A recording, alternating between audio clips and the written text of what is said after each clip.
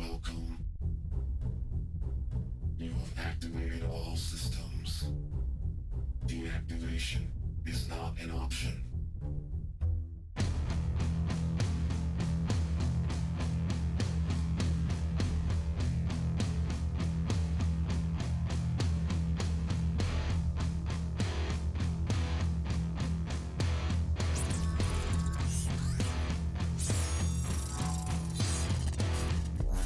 The end is where we begin.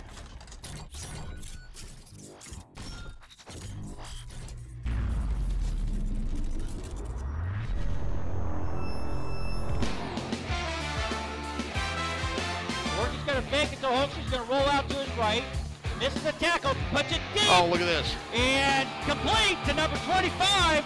Aaron Down rolling. to 20, the 10, the 5. Touchdown. There you go. Pinnacle. All day, all day, all day. Kind of Run, Brian, run. Nope, there it is, there it is. 7, 8, and Move. There's Gillis Ross. Oh, my God. Goodness. Wow. One-handed. Incredible. That is one of the greatest catches I've ever seen.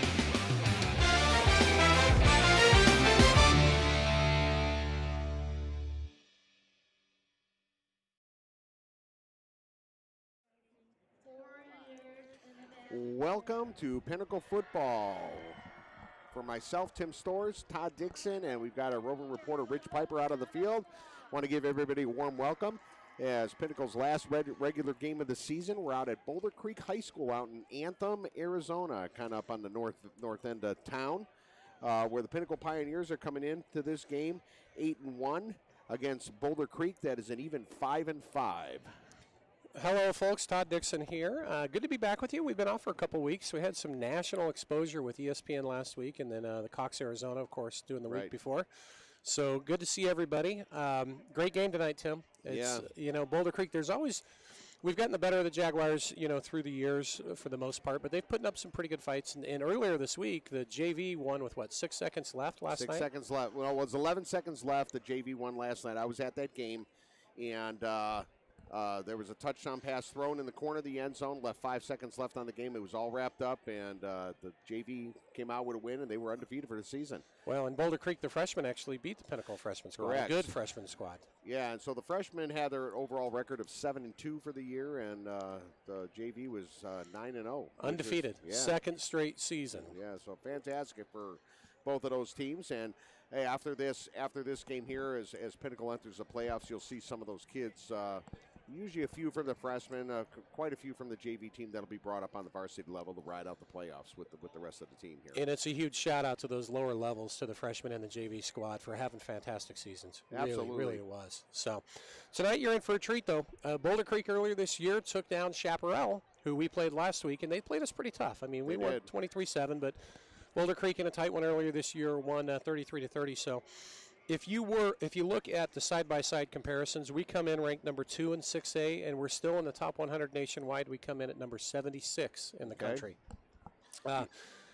Boulder, I don't think Boulder Creek even tonight is a team that you should take lightly. I think they're going to be here to compete. This is the last game. This is kind of a rivalry game too, as well, because it is a game in the division there. So we'll have to wait and see what happens. Well, in Boulder Creek, they're ranked 16th in 6A right now, and only the top 16 teams make the playoff. On the bubble. They're right on the bubble, and it's going to be really interesting because Desert Ridge, Boulder Creek, and Chandler Hamilton, all three are like 14, 15, and 16, and all three have tough games tonight. Right, and I think that the AIA rules are a little bit different this year. If you win your division, even if you're not necessarily guaranteed to be in the playoffs. Usually, before in the past, they would take the top team from each division in 6A, and the top team in that division would automatically be written in. Well, it's not like this year. It's all about power rankings, strength of schedule, and all that kind of stuff. So you could possibly see some teams with some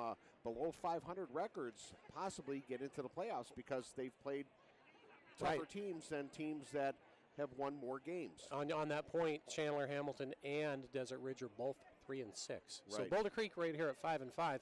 But because of the strength of schedule that you talked about, it is possible Boulder Creek, if they lose tonight, could still be out of the playoffs with a better Right. record. You know, Right. so I'm rooting for them. You know, I'm rooting for us to win tonight, but I'm rooting for people in our conference. You know, Right.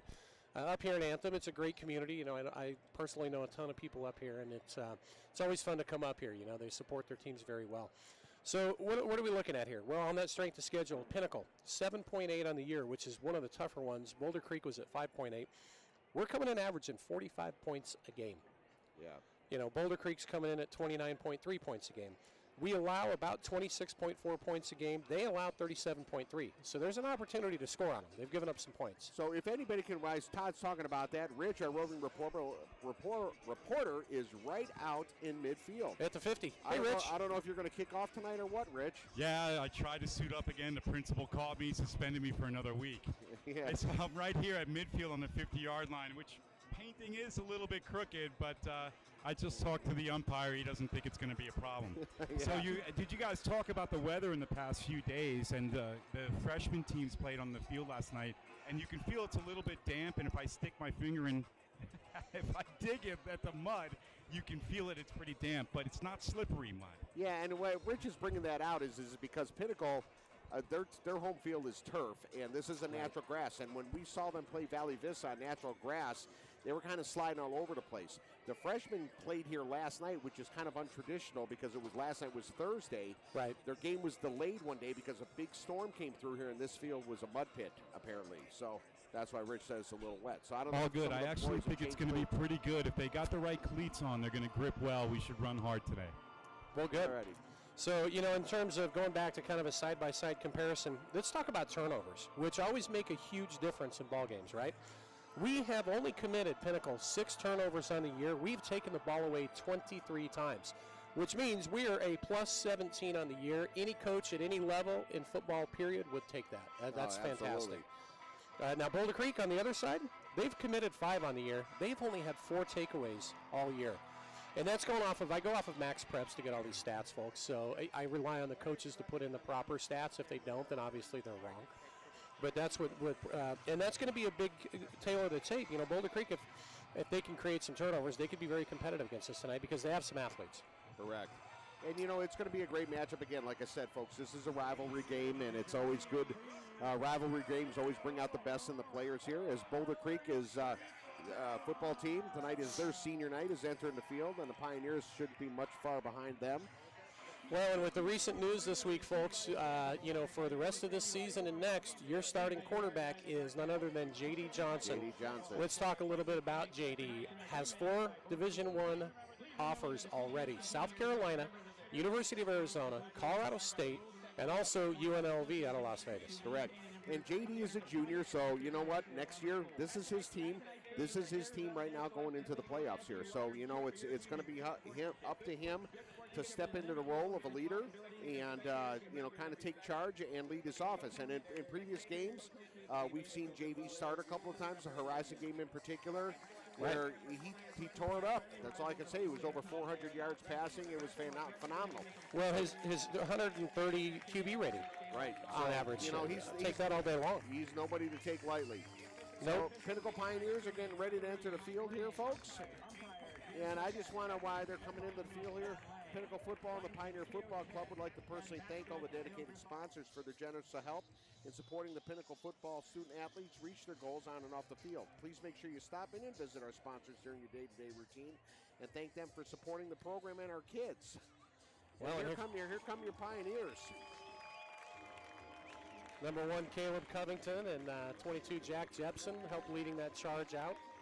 Very talented team, this Pinnacle team. Most talented team I've seen in the history of the program. Yeah, exactly. We've been doing this quite a while here, so there's definitely some depth as far as well, without a doubt, in any position. When you're talking about keys to the game, I'll tell you one of the biggest keys to the game tonight is for the Pinnacle defense, and especially the secondary, to slow down the leading receiver in the state for Boulder Creek, which is Hendrix Johnson. And he comes from a long line of football powers. His older brother, if you may remember, Pinnacle fans, Gunther Johnson, is the starting quarterback at Georgetown. And back in the Brian Lewerke days, we saw some great battles with Gunther and Brian going back and forth. And on that note, by the way, it's a shout-out to both of those guys. Shout-out to you, Gunther, at Georgetown. Great job. And we have the national anthem. We'll be right back.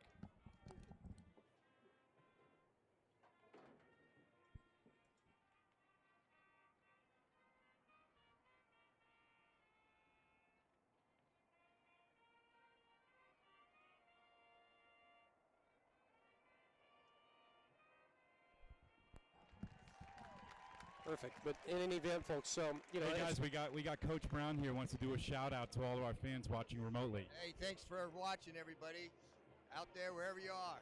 All right, perfect. Good luck tonight. Thanks, Coach. That's none other than Doc Brown, folks. From Back to the Future. He is the mastermind behind this offense, which gives you more crazy formations than you've ever seen in your life. Great shout-out, Rich. Double wing back. Yes. So double wing back. And as we get ready to go, but anyway, shout out to both Brian Lewerke and Gunther Johnson. When you see kids that get to the next level and represent the city well, you know, how they're doing great, it's just fantastic. And I think you're going to see a lot of these kids do the same thing at the next level. Oh, absolutely. So, but slowing down Hendricks is going to be a challenge. He's already got offers from NAU, Georgetown, and a couple of other schools back east. And that's going to be the key. So our secondary is going to have to really be tough tonight. Yeah, exactly. And, you know, our team, for the most part, is pretty healthy, too, as well. So our three captains tonight are number 70, which is Matt Mickelson, number 25, which is Al McJuntanen, and number 23, which is Quentin Powell. Captains for Boulder Creek are, and Rich, maybe you can help me out, Hendricks Johnson, number 10. Looks like number 44. Here we go, Tim. Hold on. 10, 65, 69, and 44. Mason Atun. And 69 is Miles Henderson. Yeah, fullback, middle linebacker. And those are good players. 65 also is Hunter Eaton. He's a senior defensive end for him. Big kid, 6'5", 225. So on this note, by the way, number 25, folks, Amlik Juntanen, special shout-out. If you watched last week, you saw the special with his dad on it. That was phenomenal. It phenomenal. was. But congratulations to Amlik. He's going to be an NAU Lumberjack up in Flagstaff. Yeah, Full ride scholarship for football. Yeah, committed a few weeks back. So, you know, congratulations to Amlik. And this Pinnacle offense, folks, I'll tell you what, you know, averaging 45 points a game. And, you know, we can run, we can throw, we can do whatever we want. You know, typically, you take a look at the numbers on the year. I mean, we're averaging 45 points a game, and I think well over 370 yards, I think, is the average. And running the ball, we do well. I think we're averaging about 158 yards on the ground. So it's kind of a pick your poison deal. And even with the quarterback change, you're not going to, you know, JD's going to step in and do just fine. Absolutely. So no loss with that. And, you know, we actually spoke with JD, Rich and myself, yesterday, and we were asking JD, what does the J and the D stand for? And it was interesting. I mean, there's a little bit of history behind there. The J is for Jurek, Nice. and the D is for Dix, spelled D-I-X, and that's Latin. And that stands for that he is the 10th grandchild. And the Jurek stands for his grandpa, which is a Latin name for George. You've got to like the family history there. That's pretty cool. It is pretty cool. It's a nice story there. So he's a great kid. It was nice to kind of spend a little bit of time with him up there. Your referees for this evening, the main referee is Mike Lang. The umpire is Jim Poquette. Head linesman is Matt Lang. The linesman is Tito Smith. And the back judge is Bill Griffin. So yeah, they got Hendricks returning here, and he runs a 4.47 40, folks. So the hit squad with Pinnacle out to take care of it. And they're going to kick away from Hendricks. Smart move. Going to be the up back. Taking it to 3. The ball's bobbled. It's on the ground down to about the 15. And great coverage by Pinnacle. Down to about the 13 or 14. So good job by that kickoff team like they've done all year. Juntanen, number 25, led the tackle there for the Pioneers. Well, special teams Eric Arnold, coach, has got to love how that started. And also number 35 was also in there. And you're going to hear his name a lot, Tutter Brooks. So Pinnacle's going to start off. You've got starting off on defense, number 95 is Clark Ray. You got Big Sam Akwabu at 52 at the left tackle. Drew Acor, number 71 at the right tackle. And I'm trying to catch the right end that we've got in there right now, Tim. 95? Did you talk to him? Yeah, Clark Ray. We've got Clark Ray. Let's see who the other one is. Is that Tosh Baker? Be just a second. So we're going to go. We've got 5 receivers to the left for Boulder Creek. Quick screen is going to be set up. It's complete. And pretty good yardage up to the sideline. Got an 8 or 9 yard gain, and I think that was to their main weapon, and that is Hendricks Johnson, number 10.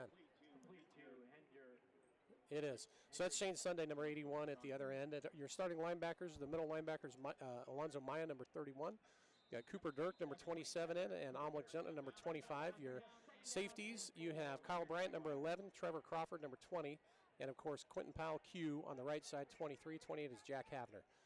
So on 2nd and 3, they're going to complete another ball out of the backfield, and pretty good job to come up and hold him down to about the 30. He's going to be close to first down yardage. Yeah, and Junton in number 25 on the tackle there for the Pioneers. So Boulder Creek showing a lot of spread looks early on. Yeah, trying to spread that defense there. But, you know, our linebackers can run downhill very well. So they call that a first down there. And the quarterback is Bear Milicic. He's a sophomore, and he's actually the top-ranked sophomore QB in the state for his age group, from what I understand. He's a big kid. He's 6'1", 188 pounds, and that's number 6. So 1st and 10, it's going to be a handoff up the middle, and there's no room there. Great job by the Pioneer defense. Looks like Akwabu, number 52 on the tackle there, I believe. It's like running into a wall. It is. when you get into Big Sam. Yep, and that's who's coming off the top of the pile there. Sam Akwabu, number 52 on the tackle. So that's going to create a loss of 1, so bring up 2nd and 11. Pinnacle runs the 4-3, and you see linebackers stunt here and there. Safeties trade side. They've got in the slot is number 10, Hendricks Johnson. That's who you got to watch, and it's going to be a quick throw. It's complete over the middle for maybe 4 or 5 yard gain, and great tackle by Almond Johnson. All by himself there, number 25. Practicing his wrestling moves there. Did you see that? Nice little Absolutely. takedown. Yep. That was the pile driver. I was trying to remember that, Rich. Thank you. Yeah, you watched a little WWF back in the day, right? Captain Insano. I told you I hold high school records for both hockey and wrestling. Yeah, Captain Insano. So 3rd and 6, a big 3rd and 6 for the Pioneer defense. Boulder Creek's going to come out. They're going to go motion to trips to the right. There's pressure. Pretty good QB to get around the corner, though. Can he get up for the first down? I don't think so. So Millicic's got some pretty good wheels. Yeah, so that's gain of about 2 or 3 there. So it's going to probably bring up a 3rd or a 4th and 2. Oh no! Actually, they're going to mark him back. Must have stepped out of bounds then. So punting formation for the Pioneers, you have 2 returners back, and number 23 is Quentin Powell. We were talking 4.4 speed. Well, that's it, folks. Fastest kid on the Pinnacle roster is number 23. And Lidman, number 3, phenomenal hands. Phenomenal hands, and he's not a whole lot slower than that. Nope. So they're going to boot it, and spiral kick. It's going to be short of where they're at. They get out of the way, and good field position for the Pioneers to start from the 46. That's what you got. You got it like that. 3 and out. Yep. Here we go. Nothing bad there. So J.D. Johnson, number 10, is going to be at the helm for the Pioneers this evening. He'll be out there leading the charge for Pinnacle. And this high-powered Pinnacle offense has just been unbelievable this year, folks. On track to break a lot of school records, this squad is. Starts with that offensive line up front. Coach Tom Burke does an amazing job with these kids, and boy, they are good. And we're going to come under center with twins right, split left, and J.D. with 1 back in the backfield. Shane Sunday, the tight end to the left. Here comes motion, and it's going to be a handoff up the middle to Kenji Rowland, who's got a little bit of room. He's up to the 45, to the 40, up to the 35. It's a foot race down to the 25, 20. Keeps the feet going to the 15, 10, 5. Kenji, there you go, baby. Touchdown. Wow, that's how you start. Yep, 1 play. You know what? I don't know who the defender was that grabbed his shirt trying to slow down the train, but that train was not stopping. Man, what strong legs that kid has. Absolutely. Only a junior. We get him back next year, too. Holy cow. Kenji Rowland. Just like that, Pinnacle's going to strike first and put 6 on the board with 9:49 in the first quarter left. 3rd touchdown on the year, rushing the ball for Kenji Rowland, who came in tonight with 262 yards and an average of 6.1 per carry. You know what I was impressed with was the explosive speed that he had there. He's quick. Yeah. There's so many linebackers. There's so many running backs in this program. So It's unbelievable. Malvic number 82 attacks 1 more on, so Pinnacle on top, 7-0. Again, 9:49 left in the first quarter. A quick shout out to our championship level sponsor here, folks. Hayes Cooling, Heating, and Plumbing. Hayes Cooling, Heating, and Plumbing. It pays to call Hayes, the last HVAC company in Phoenix you'll ever need. The most dependable provider of quality-driven air conditioning, repair, and service and maintenance in the Greater Valley. Visit them at HayesCoolingAndHeating.com for details. Folks, you just saw that replay, and let me give a shout out to the offensive line for blowing open a nice hole. They really did. This offensive line is unbelievable. You know, left tackle Tosh Baker, quick shout out to him, the 6'9" left tackle for Pinnacle. This has been offered now by, I think, U of A and UCLA. Right. Or, no, ASU, I'm sorry. ASU and UCLA has offered, and he's got plenty more looking. And we'll get into more of some of the recruiting things that are going on, folks. There's a lot of kids looking to play at the next level. Absolutely. The list keeps growing for this team. No, it's unbelievable, you know. So the kickoff team coming out again, and you know, just a quick shout out to that offensive line. What you saw, you've got, you know, at center is Verbalitis, who's been, you know, the Verbalitis name has been in this program for a lot of years. Matt Mickelson, number 7, he's one of the team captains. You know, there's so many. Dylan Milbrath, number 77, is strong in that group. Adna Oda is number 60. He's the 350-pounder. Here comes your kick. It's short. It's taken at the 25 up to the 30. A little bit of a hole up to the 35-yard line. Yeah, and they're definitely kicking the ball away from Johnson, number 10 for Boulder Creek. They're just totally keeping it away from him. That's exactly what I would do. I mean, you know, he next to Q, he might be the second fastest kid on this field tonight. So, and he's their weapon. 1,180 yards receiving. Yeah, that's crazy. It leads 6A. We were talking to his father earlier, and he's got these 3 touchdowns away from breaking the All-State record. Yeah, Mark Andrews, who's now playing in the NFL, has got 21, and I guess Hendricks came in with 19 on the year. So Pinnacle's got a bullseye on him. There's no question. And speaking of which, Hendricks is off to the right. He's locked up with Jack Havner, number 28 at the corner. Watch that matchup. And it is going to throw, and that's exactly what they're doing. They're testing it deep.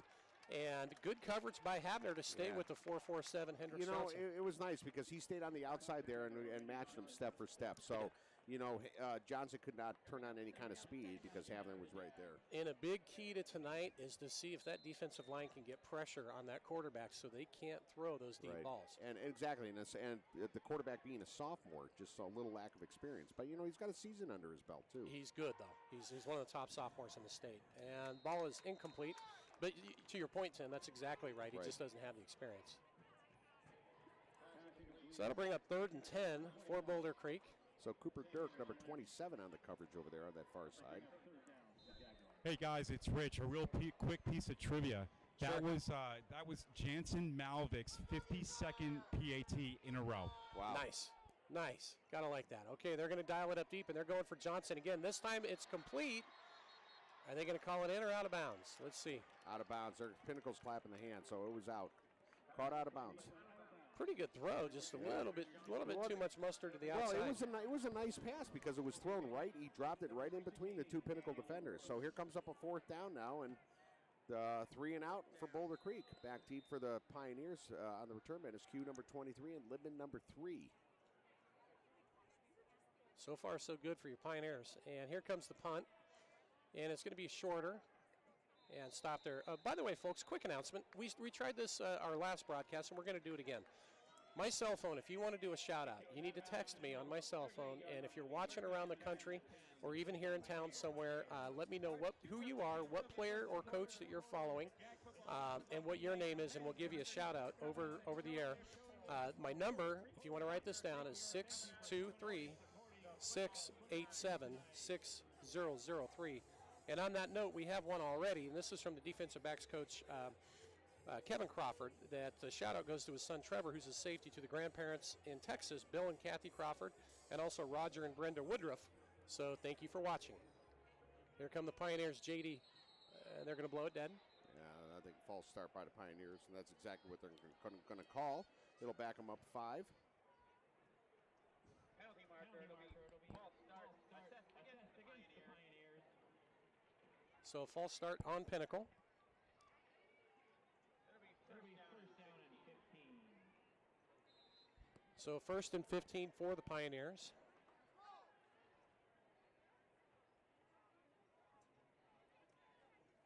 And another pass. J.D. Johnson's going over the top this time, looking for Libman. And what a great catch by Marcus Libman down to the 35-yard line. That just shows you the weapons that this Pinnacle team has this year.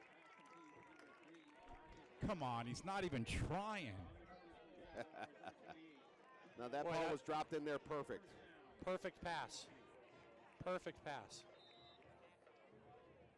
So Pioneers are already into Boulder Creek territory. We're going to motion to the right. And JD's going to roll to the right. And he's going to turn it up and run and pick up maybe 2 yards.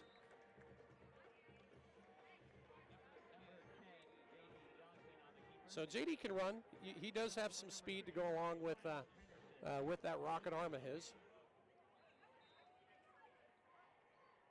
Going to create a 2nd and 10 for Pinnacle. Pinnacle on that hurry-up offense. Yep, 4 receivers to the left. JD's going to hand it off up the middle. And I think Kenji Rowland again got the call. Rowland, number 8. So that'll bring up a 3rd and we'll call it 5. 3rd and 5 for the Pioneers. I think, yeah, 4 or 5 there. You have Shane Sunday split, number 81, all the way to the left. And number 13 for the Pioneers in the slot, and that is Kate Horton. JD's getting a call from the sidelines from offensive coordinator Mike Brown. Goes under center. Yep, so double twins. Horton's going to go motion towards the middle, and they're going to run it up the middle again. And Kenzie's going to shake and bake and get up for, I think that's first down yardage. It is. So good sustained drive. You know, that offensive line for Pinnacle is so powerful. Why not put it on their back, you know, on some of those plays? They can easily pick up 3rd and 6. And you know, the backs that Pinnacle has, you know, with Kenji Rowland stepping in that role, you see Alonzo Maya back there sometime, and obviously Caleb Covington. So in shotgun, JD, we're going to have motion over to the right and a handoff over the middle again to Rowland. Another 7 or 8 yards, great pickup. Yeah, and that's working. They're not stopping it, so why not keep running it? All right, so 2nd and 2. You know, you can just tell how that team is in sync there, because it's hard for us to follow where that ball goes sometimes, folks. Well, it's a credit to the design and the coaching design, and it's a credit to the execution from the players. Trips to the left, actually pure spread look. We got trips left, twins right here. So no max protection look here at all. So JD, usually in this kind of formation, you need to get rid of that ball pretty quickly. See if Boulder Creek tries to send pressure. And they're just going to rush for it. JD unloads quickly, complete to Libman. And he's going to get, 4 or 5 yards maybe. That's a first down, gentlemen. Is that a first? It is. Rich, you're right down there, aren't you? I am on the 10-yard line. So that should make it 1st and goal then. It is. They're going to mark that off at about the 7. Wow, 6 minutes, 56 seconds left, 7-0 first quarter. We're driving 1st and goal. So I don't see a 25-second clock out here, so the refs will be keeping that clock. JD under center. Motion. And it's going to be a handoff again up the middle. Kenji Rowland driving those feet. Boy, impressive. Rugby scrum just came out. And we're going to get maybe 3 yards off that. Yeah, Matt Mickelson was kind of shoving him along there, number 70. Well, that offensive line for Pinnacle averages about 270 pounds. Yeah. Yes, folks, this is high school. They average 270 pounds. Pretty amazing. So JD in the shotgun. Good start for the junior quarterback. And it's going to be a fake handoff. He's going to throw over the middle. Whoa. And incomplete going for Marcus Libman. Yeah, he had a little smoke on that one. He can put a lot of smoke on that ball. Oh, yeah. He does. Just out of the reach of his hands there. So, going to bring up a 3rd and go. You're going to see Junton coming in and Alonzo Maya, 25 and number 31. JD's completion percentage coming in tonight close to 67%, which isn't bad at all. Really isn't. So, full house look, and it's going to be handoff up the middle to one of the big boys. I didn't catch the number, and there's your rugby scrum. There's your rugby scrum. Touchdown, Pinnacle. Is it? No, just short, about 6 inches short. Oh, man. Yeah, I don't see the signal there. That was, tell me that wasn't a rugby scrum. Yeah, that looked awesome. You know me, guys. That's my favorite type of football. Right up the gut, baby. Yeah, just get in awesome. there. Just get in there, Rich. They won't even notice you. Who had that I handoff? tried to suit up already, and the principal caught me and suspended me for another week. So, no hesitation here. Alonzo Maya is your deep back. Junton is the short back. You might see a quick fullback dive. Actually, Yeah, who they give it? They gave it to. I think That's going to be offsides against Boulder Creek, and that's going to give him at least 3 more inches. That was number 70 on the carry, folks, and that is the team captain, Matt Mickelson, 6'2", 265. So if you need a yard, you give it to an athletic 265-pound kid. Why not? Fridge right? play. Why not? Yeah, absolutely. Well, he wasn't the fridge. Remember, we were talking metrics last time. Oh, yeah. That's right. He is the freezer, right. The chest freezer, not the cooler. So, yeah, Matt Mickelson's still in that up back position. Really, he was more like a fullback. And this time they're going to pitch it over to Maya, and that's going to be an easy walk-in touchdown. Pinnacle, Wow. 13-0, PAT pending. That was a great play design because they were all looking for number 70 to try to plow the road and take that ball in, and they just flipped it out to Maya, number 31. Put 6 on the board. 5:34 left in the first quarter, and Pinnacle's on top already. The flux capacitor is scores. in full swing tonight, folks, with offensive coordinator Mike Brown. Oh, is that Percy or Malvic in there? I can't see. Well, 87 or 82? 82. Rich? 82. So that's Malvic. And he gets it through. Still perfect on the year for PATs as far as. Hey guys, I'm down here on the field with Danielle Maverick. This is Jansen's mom on about the 15-yard line. If you can turn around, we got a camera on us. Beautiful. We'll see. We got Luke. And so I got a question for you. What's better than 52? 53. Just like that. That would be 53 Dropping the straight mic, kicks, right? gentlemen. Yeah. 53 straight kicks. So another shout out, this time to Jack Havner, the number 28, the corner, from Grandpa in Lincoln, Nebraska. Very cool. Very Cornhusker good. country. Welcome So, to the party, Grandpa. absolutely. Glad you're tuning in. Again, folks, if you want to send a shout out and have us say hello to you over the air, 623-687-6003. Just send me a text. No pictures, please. So one of our touchdown level sponsors is Marley's Desert Ridge, bringing the best part of family, friends, and sports fans. Serving up our varsity team on game days for dinner, a testament to great service, excellent food, and a welcoming atmosphere for our community. The Marley's brand wouldn't be much without their loyal guests. This is the place to go after the Friday night varsity games. Catch up on the highlights there. Visit marleys.com for detail. So on the kickoff, do we have... That's Percy. That's Percy. Okay, again, kicking away from Hendricks Johnson. Very smart. Fielded at about the 15, up to the 20, up to the 25. And finally taken down at about, we'll call it the 28, 29-yard line. And That was number 20 on the receive. On the receiving? Yeah, so number 20 is Cisneros. And Greg Alley, number 7 on the tackle for Pinnacle. So your Pioneer defense, so far so good. 2 series and 2 3-and-outs. And they've held Hendricks Johnson, the main weapon for the Jaguars, without a catch so far. Yeah, that's good. We're almost through one. Trips to the right, and you got Hendricks Johnson on his own to the left. And they're going to throw a quick swing pass. No, that's to Hendricks out of the backfield. Turns the corner, 35 up to the 40, 45 all the way up to the 50. You can see the speed there from number 10. So Havner on the tackle, number 28, as well as Junton in number 25. Well, that's a case where the offensive staff for Boulder Creek says, look, we're having trouble getting to him down the field. Let's just try to see if we can get him the ball out of the backfield. So Boulder Creek with their first down of the 9 at their own 49-yard line. So he's a decent-sized kid, 6'1", 185. And we have twins to the left and trips to the right. Spread formation. And rolls to his right. He's going to throw deep, and they're going for Johnson again. And Kyle Bryant down on coverage with a pretty good job. Yeah. Well, you know, some of that is just kind of staying behind him there and not letting him accelerate to get to that ball. Well, the kids know, and the coaching staff knows. I mean, they look at film. That's the kid they're going to really key on tonight, and you got to do everything you can. But great job by number 11, Kyle Bryant, who on the year, folks, has 5 interceptions right now. He's taken 2 to the house at least. So here's the snap. A little bit of confusion. Under pressure, they try to set up the screen. It is complete. Maybe a gain of about 5. Yeah. So that'll bring up third and 5 for Kyle Boulder Bryant, Creek. number 11, in on the tackle there. So big 3rd and 5. Quick shout out to Dalton Cash, his father. His name is Dan. He's watching in Washington, where the Vandals and Dalton are taking on Eastern Washington. Dalton was a great Pioneer, outstanding tight end through the years. Glad you guys are tuned in. 3rd and 5, here we go. Go motion to trips.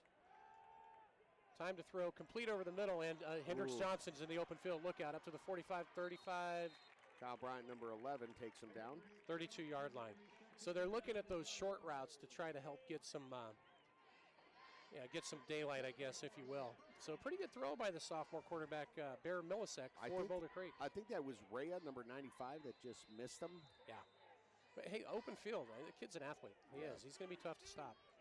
And they're going to try to find creative ways to get him the ball. That's the 2nd reception on this drive. And, look for him to continue to maybe exploit the middle or maybe right out of the backfield and then take a couple shots downfield. So Millisek in the shotgun, twins to the left, and fake handoff. He's got plenty of time, pretty good mobility, breaks to contain and gets up for maybe about a 3-yard gain. Takes a good pop from Amlik Juntman, number 25. So maybe a yard on that one. Bring up 2nd and 9 again. Amlik, number 25 on your screen. Congratulations, full ride scholarship to Northern Arizona University, where he's accepted and will be a lumberjack. Well, you can definitely watch the quarterback size. He keys on number 10. Oh, of course, yeah. well, 4.47 speed. I would too. So Millisek on 2nd and 9. He's going to fake it. No, you're going to hand it off over the middle. Great job on the inside by Drew Acor and Juntman. Yeah, that's actually for a loss there. Boy, Drew Acor, number 71, just a fantastic player. Only a junior as well. We'll get Drew back next year also.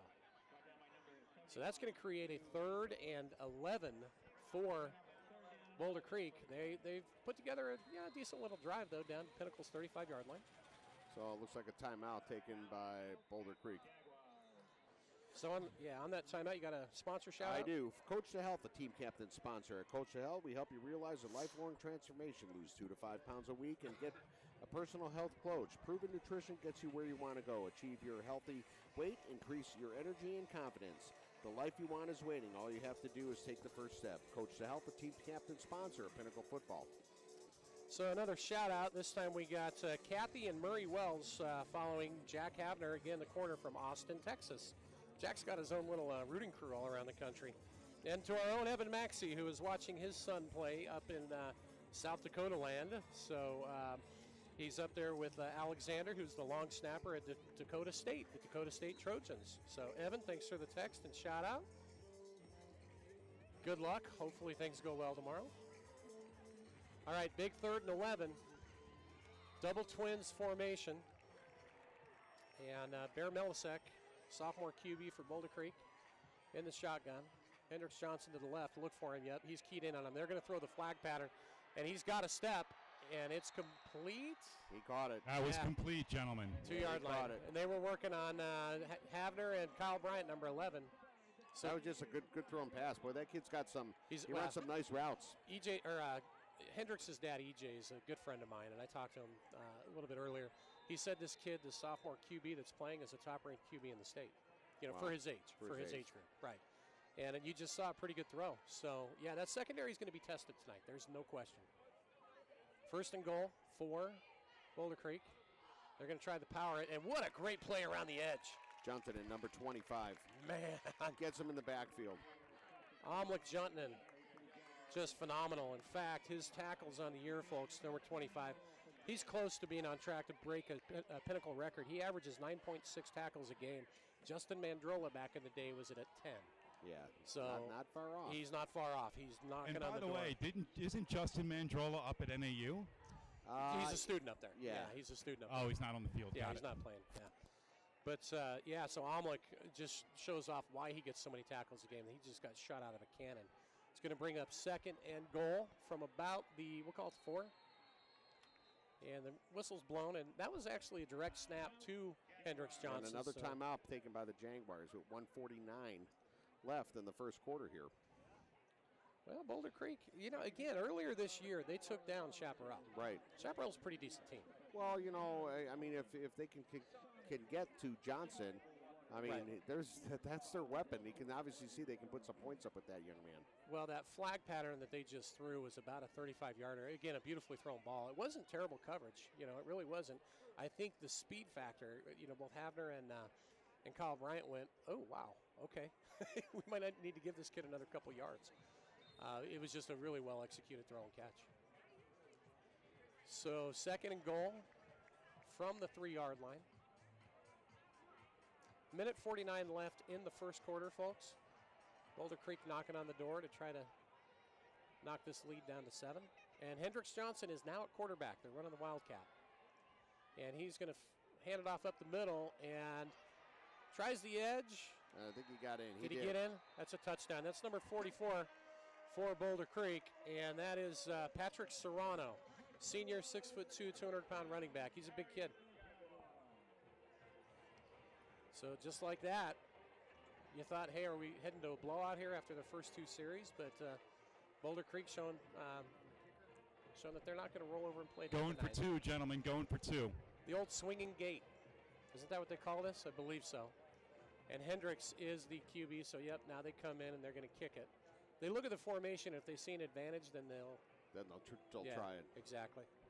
So number 16 set to kick the PAT, which is Danny Carolyn. Kyle Bryant's blocked 2 PATs and field goals this year, folks, but not this time. Kicks up and good, so 14-7 Pioneers. Yep. Boulder Creek's on the board. 1:43 left in the first quarter here. I don't think we got our game. Game clock? Yeah, I'm not sure if it's working tonight. Well, let's see what happens. You know, we were joking around on the over-under. I'm expecting a lot of offense tonight. Well, I thought this game would be exactly, and I thought this game would be. I think we're going to come out with a victory, but I just think it's going to be a little tighter than some of the earlier games. Well, you know, on that drive, Johnson had 3 catches. I mean, he accounted for 90% of their yards. Yeah. And the first 2 drives, our secondary did a great job shutting him down. What they did on that, they did have that one deep flag pattern, but they were hitting him over the middle and they were hitting him out of the backfield. So it's not just the secondary, the linebackers, everybody's going to have to know where that kid is. And really the D-line, in order to stop this offense, the D-line's going to have to get some pressure. Absolutely. That's really what it comes down to.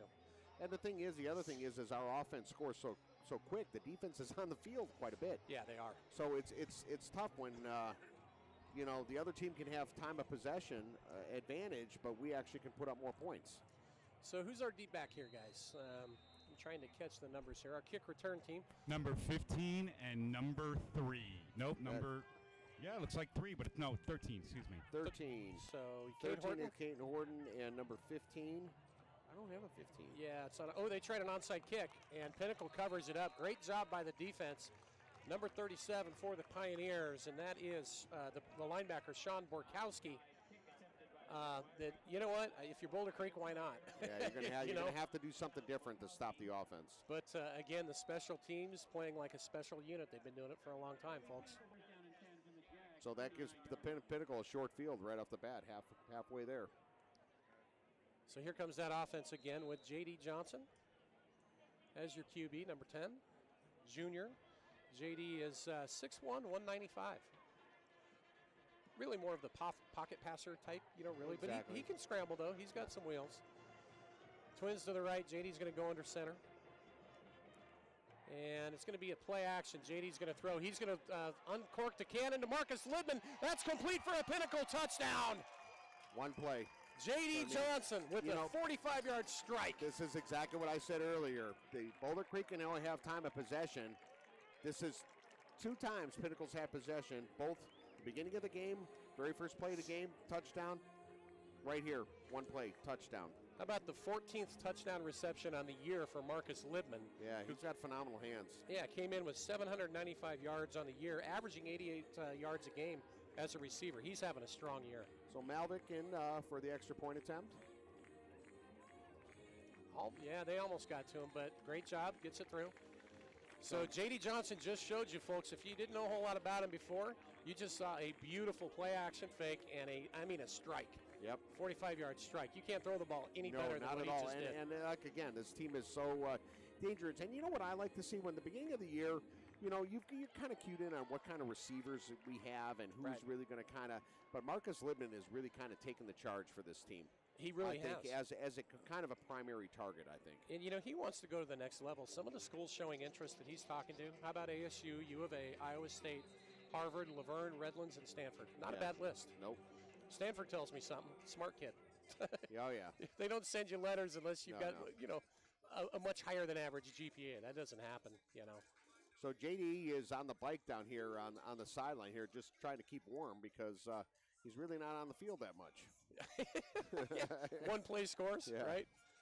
I'll take it all day long. Nice replay. Yes, it was.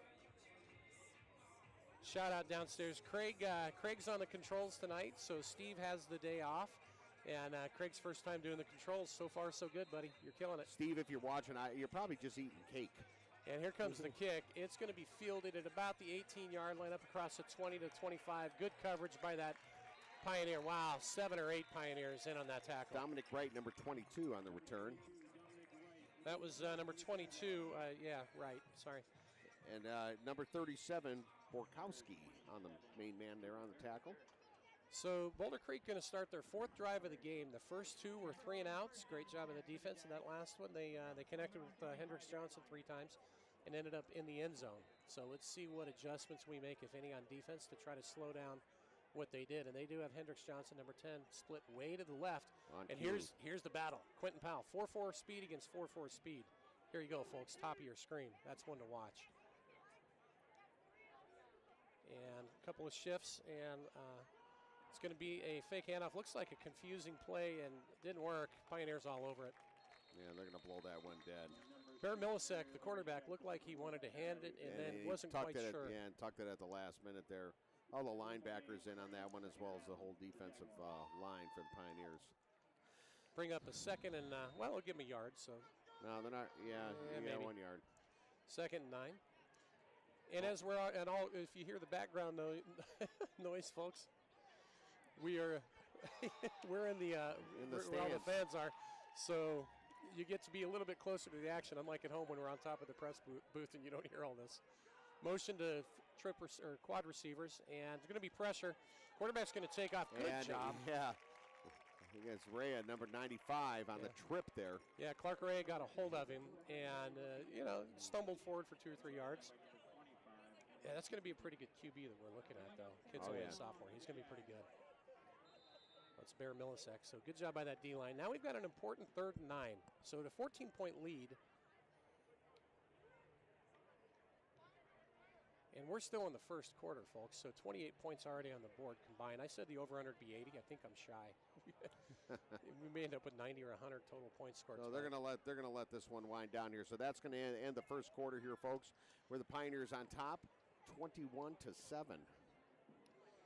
So while they're doing that, a quick shout out to Drew Aker from Uncle John from Toledo, Ohio. So, John, glad you're tuning in. So we've got Nebraska, Texas, and Ohio so far, in South Dakota. We're covering the country. Let's see if we get all 50 states, right? I like it. Again, folks, for shout outs, text me at 623-687-6003. And let me know what player or coach that you're following, what your name is, and where you're from. So thanks so much, folks. Big Blue sponsor of Pinnacle football this year is Angel Dentistry, a quality dentistry and a soothing atmosphere. If you're looking for an exceptional dentist, you've come to the right place.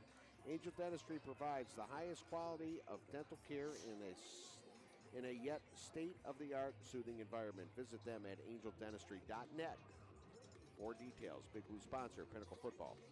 Rich, where are you roaming down there on the sidelines? Hey, guys, can you see me? I'm down at the 30-yard line on the north end with Coach Brady from the freshman team. Say hello to your fans, Coach. My one fan. Hello. One. Hey, you got two up here, Mitch. Come on now. Really quick before the play gets off, how would you characterize your season? I thought we had a good season. Started off 7-0. We had a couple late losses there, but the boys put in a lot of effort, and I was proud of them. So they did a great job. Awesome. We enjoyed watching your games and watching your boys play. Look forward to next year. Ladies and gentlemen, that's a fantastic coach, Mitch Brady is. Been in the program for a while, and he does wonders with those kids. He really does. So Boulder Creek back out, and they're at a 3rd and 9. And they're going to motion Hendricks Johnson. Look for the quick swing pass. No, they're covering it. Pinnacle is. But they go to the other side. A little trickery, if you will. Yeah, he might have that first down. It's going to be close, isn't it? Yeah. So they took Hendricks Johnson to the left, and he had two Pioneers that converged on him. And then, it came back to a screen on the opposite side, actually. Yeah, he was short of the first down. He was going to be short. So that'll bring up a really interesting decision on 4th and what? Looks like there was a penalty on the play declined by Pinnacle. Oh, okay. Okay. So I'll leave a 4th down there. Are they going to go for it early? Boy, we're barely into the second quarter. They're down by 14. Although they got gashed on a one-play drive by a run by Kenji Rowland. They got gashed on J.D. Johnson. I think the rest of the state's going, this J.D. Johnson kid can throw if they hadn't seen him before. So they're coming in the punt. Good.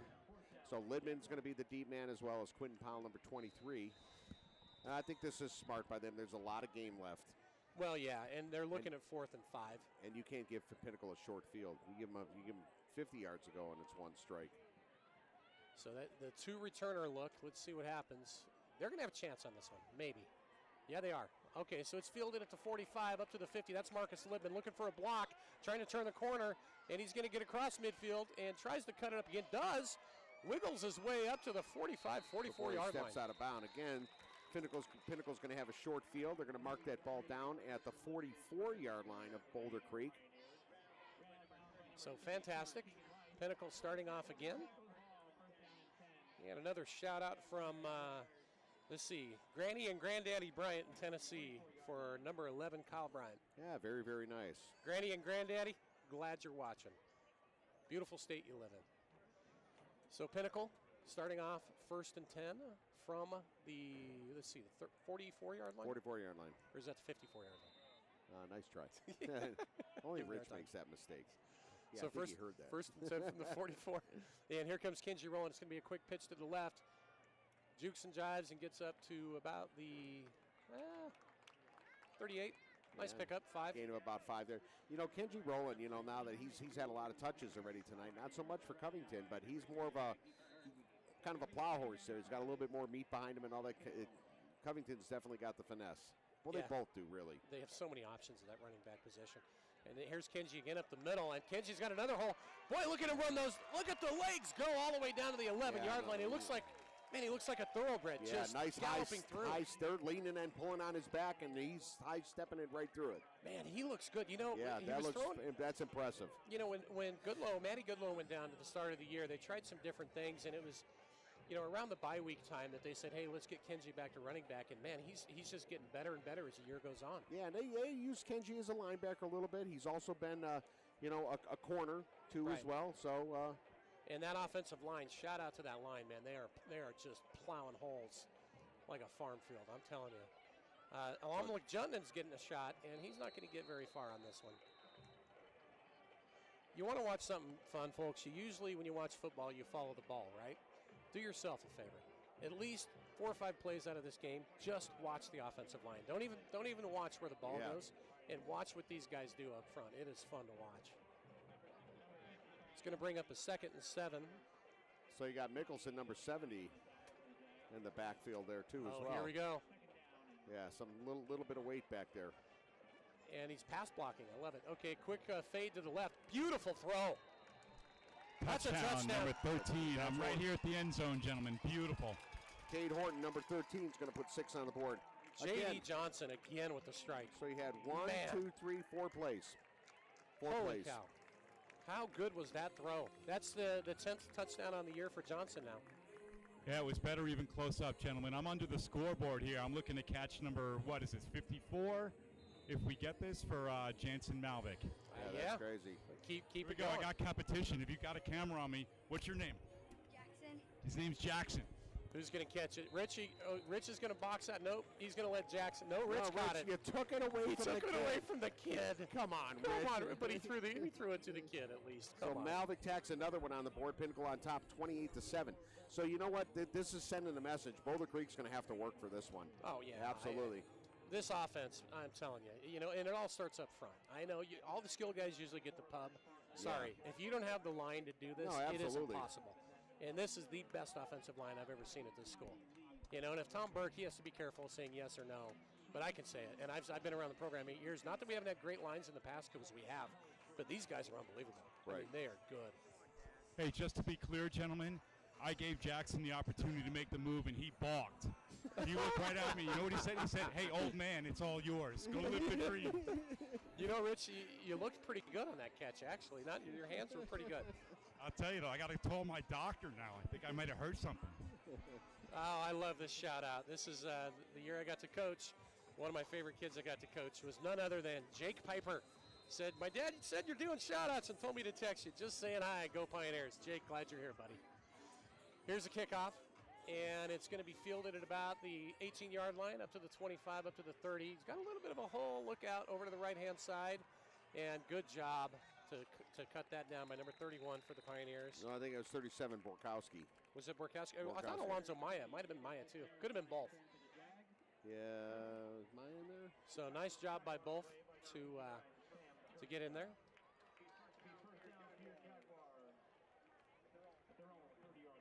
So here's one shout out to Adam to Verbalitis from Grandpa K. I don't know, from Phoenix, from here in town. There we go. And another one, this time Minnesota. Hello, Minneapolis, Minnesota. Shout out to Jack Havner from Cousin Sarah. Sarah, glad you're here. Get to the rest. I got some more we'll get to in a minute. It's pretty cool when people are watching that on a Friday night. No, it's awesome. Trips to the left. Here comes Boulder Creek. They're going to motion over to the right. And it's going to be a lead handoff. And good job by the Pioneer defense to get in and take care of that. Hard to see. That's on the far side of the field there, so it's hard for us to see who actually made that tackle there. I saw Drew Aker tracking, trying to take care of things. That's number 71. Well, I'll tell you what. Crawford, number 20. 20 was in on that too as well. Trevor Crawford, junior safety. You got Zupke and Crawford in at the Zupke's 24, Crawford 20, and what they do is they rotate those safeties along with number 11, Kyle Bryant. Yeah, keep the legs fresh. They do. And I'm trying to see where they got Hendricks Johnson. Okay, he's coming over on this side. There's all kinds of confusion. Now, yeah, that's all right. Their main weapon, number 10, is going to be over to the left-hand side of your screen, folks. Look for him. Shotgun formation, double twins. And goes back to pass. Steps up under some pressure. They're going to get him. Good job. One went high, one went low, and there was nowhere for Baron Millisak to go. Well, I wasn't watching that, but Johnson started to turn it up, and Q was right on him. No, that's the one I want to see. Yeah, I want to see Q and Johnson. 2.44 kids. Probably the two. I know Q is probably the fastest kid on the field, but Johnson's not very far behind him. It's pretty close. So that's a fun matchup to watch. It's going to bring up a 3rd and 9. And they're kind of keeping him away from Quentin Powell, number 23. Well, I would too. Yeah. Pure spread look. Millisak's going to go to his right-hand side, and he's going to go for that long pass. And good job by, was that Havner? Havner. Yeah, you know what? He was keeping up with him. That's not an easy thing to do. Pretty good coverage. Ball was overthrown here a little bit, so it's going to bring up a 4th and long. In comes the punting unit again. A quick 3 and out there for Boulder Creek. Pinnacle's going to get the ball back again. Most likely with pretty good field position. Q, number 23, back, as well as Lidman, number 3. Perfect. So let's see. When you have these two returners like this, you have the option of a reverse. We haven't seen it yet. No. Haven't seen it yet. Have we? I don't think we brought a punt back for a. Not yet. No, we haven't had a chance to field a lot of them. To be fair, we really haven't. I mean, they've either been off for whatever reason. Up and there's a fake, and Boulder Creek's going to pick this up for a 1st down and more. They're up to the 50 to 45-yard line. Good play design. Did you see what they did there? Little shovel pass. And they've got to create something. So I give Boulder Creek credit there. Yeah, I do too. That was a well-designed play and a good call, and once in a while you get caught. We got caught there. So fresh set of downs for Boulder Creek. So defense stays out, and on that note, big number 71, the tackle you see that wreaks havoc is Drew Aker. Shout out from Aunt Susie in Toledo, Ohio, and to his brother Ian, who's in the band. So to both of them. So 1st and 10, here we go. Twins to the left. Johnson's on the left. Look out for number 10. He's locked up on 23, Quentin Powell, speed on speed. And this time they're going to test it. Nope, they go over the middle, and the ball's underthrown. Thrown behind him. They saw Q staying up Quentin Powell and actually they did try to get Johnson. They ran him on a post pattern. Yeah, well, Q had to break off of him and go to the outside there. Yeah, so they ran that crossing pattern. So it went right towards Clay Zupke, 24. And Trevor Crawford, 20. And that post pattern, I wouldn't be surprised they try to dial that up a couple times. It's going to bring up a 2nd and 10 from Pinnacle's 47-yard line. 28-7 Pioneers, 7 minutes, 42 seconds left in the 1st half. Millisak in the shotgun, play action. Plenty of time to throw. He's going to go deep to the right-hand side, and good coverage, incomplete. That was Jack Havner on coverage. And that was intended for Gunnar Dukashir, I want to say. Or no, I'm sorry, Tanner Salerni. Yeah, number 21. So 3rd and long here. I haven't noticed if we blitzed a lot. Have you been watching the linebackers? Nah, you know what? Not really. I think they're trying to watch Johnson. So I think they're kind of laying back here a little bit. But the line is, are they creating phenomenal pressure? No, right. But they're there. Yeah, they're there. They're in his face, and that's all that matters. Trips to the left, including Johnson, and it's play action. They're trying to set up the screen, and they set the screen off to the other side. And Pinnacle's going to cover it up fairly well. We've got a flag coming in late. The yellow hankies are flying around the field. Let's see what's going to happen with this. Maybe a hold. Could be. Let him sort that out. Yeah, it's going to be again. It is. Holding Jaguars. Boulder Creek. So now we've got Pennsylvania for the first time. Shout out to the Pinnacle team and Quentin Powell, grandson Quentin Powell, the first shout out for Q. They want to thank us for the broadcast personnel for what we do. No problem. Love to do it. And the daughter Nicole, who's done a great job with raising Q. So shout out to Pennsylvania. And that's Henry and Grandma Alicia. So Grandpa Henry, okay. Well, I don't know if he grabbed the jersey. It's hard to see from this angle. Well, that's still going to bring up that. They're going to get 15 out of that. Yeah, so but it's still going to bring a third and short then. Yeah, at the high school level, it's not an automatic first down. No. I believe it is. I know it is in the pros. I'm not sure about college. That's a 15-yard penalty. Okay. So we still have third down. And some substitutions coming in for the Pioneers on defense. Got number 27. That is, of Cooper course, Dirk. yeah, Cooper Dirk. And number 81 is, of course, is Shane Sunday. And I thought I saw 84 coming in there as well. Yeah, that's Anthony Franklin. So at 3rd and 6, down 21, what's Boulder Creek going to dial up? So it'll be interesting to see if they don't make it, if they keep the offense on the field here. So 3rd and 6. And they're going to spread it out. Wow, look at this. Okay, they're running similar formation to what we do, and they're going to run the Wildcat right up the middle. And he's going to get up for first down yardage. So that's Serrano, number 24, that gets that up there. Well, that's kind of a nice play design because you got to pull those corners in tight, and then they spread them out, and it creates that confusion.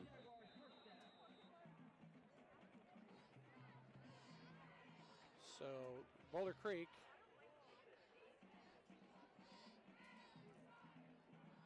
coming up to the line. And Hendricks Johnson is going to be split far to the left. And Bear Millicek, quarterback, in shotgun. And it's going to be handoff over to the right-hand side to their big back, number 44. He's going to pick up about 5 yards. Mason Attoon. He's a big kid, that Serrano. 6'2", 200-pounder. You know, he's a good linebacker and running back. In fact, when you look at rushing on the year, he's their leading rusher on the year, 44 is. 432 yards and 8 touchdowns. Oh, I've got a different 44 here. Oh, okay. I see. Yeah, you it's got two Patrick of them. Serrano, yeah. Serrano, okay. They doubled up. So he's their main gun on the ground. You know, it's Johnson through the air and Serrano on the ground. Play action, they're going to go after Johnson. And ooh, nearly almost picked off by Q. So Quentin Powell was looking to lay the wood on the hit, and he didn't see the ball coming right at him. So it was close. So Big Sam, number 52, Akwabu, checking in. Drew Aker checking out on a 3rd and 5. Let's see what they try to dial up here. And in the slot is number 10, Hendricks Johnson. That's where I think they're probably going to go. Millicek, nope, they're going to run it right up the middle. And it's going to be close. Yeah, he may have picked that up, actually. That's Serrano again. So they're starting to get a little bit of momentum. Yeah, a little momentum on the ground with their big running back, their senior running back, Serrano. 6:08 left in the first half. So new set of downs. Another quick shout out to Jack Havner again, this time Sarah, Minneapolis, Minnesota. Glad you're watching, Sarah. Shotgun formation. Would be surprised I think Millicek is again up to Serrano up the middle, and better job. Wow, yeah, tug of war. That's not 95. Was that rare? That's 84. 84. Anthony Franklin. Yeah, Anthony Franklin, the sophomore. In fact, one of the few sophomores, the only sophomore to start the season that I saw on the roster. He's a big kid, you know. Anthony Franklin's 6'3", 230 pounds. Yep. And the Pioneers have him 2 more years, so he's going to be a force. Gain of 2 on that play. 2nd down and 8. Rich, how's your perspective? You down right on the sidelines? I am, guys. I'm actually out on the goal line on the opposite end in enemy territory on the north end. There you go. Millicek, play action. He's going to dial it up to the left. Johnson, and triple coverage down there. Yeah.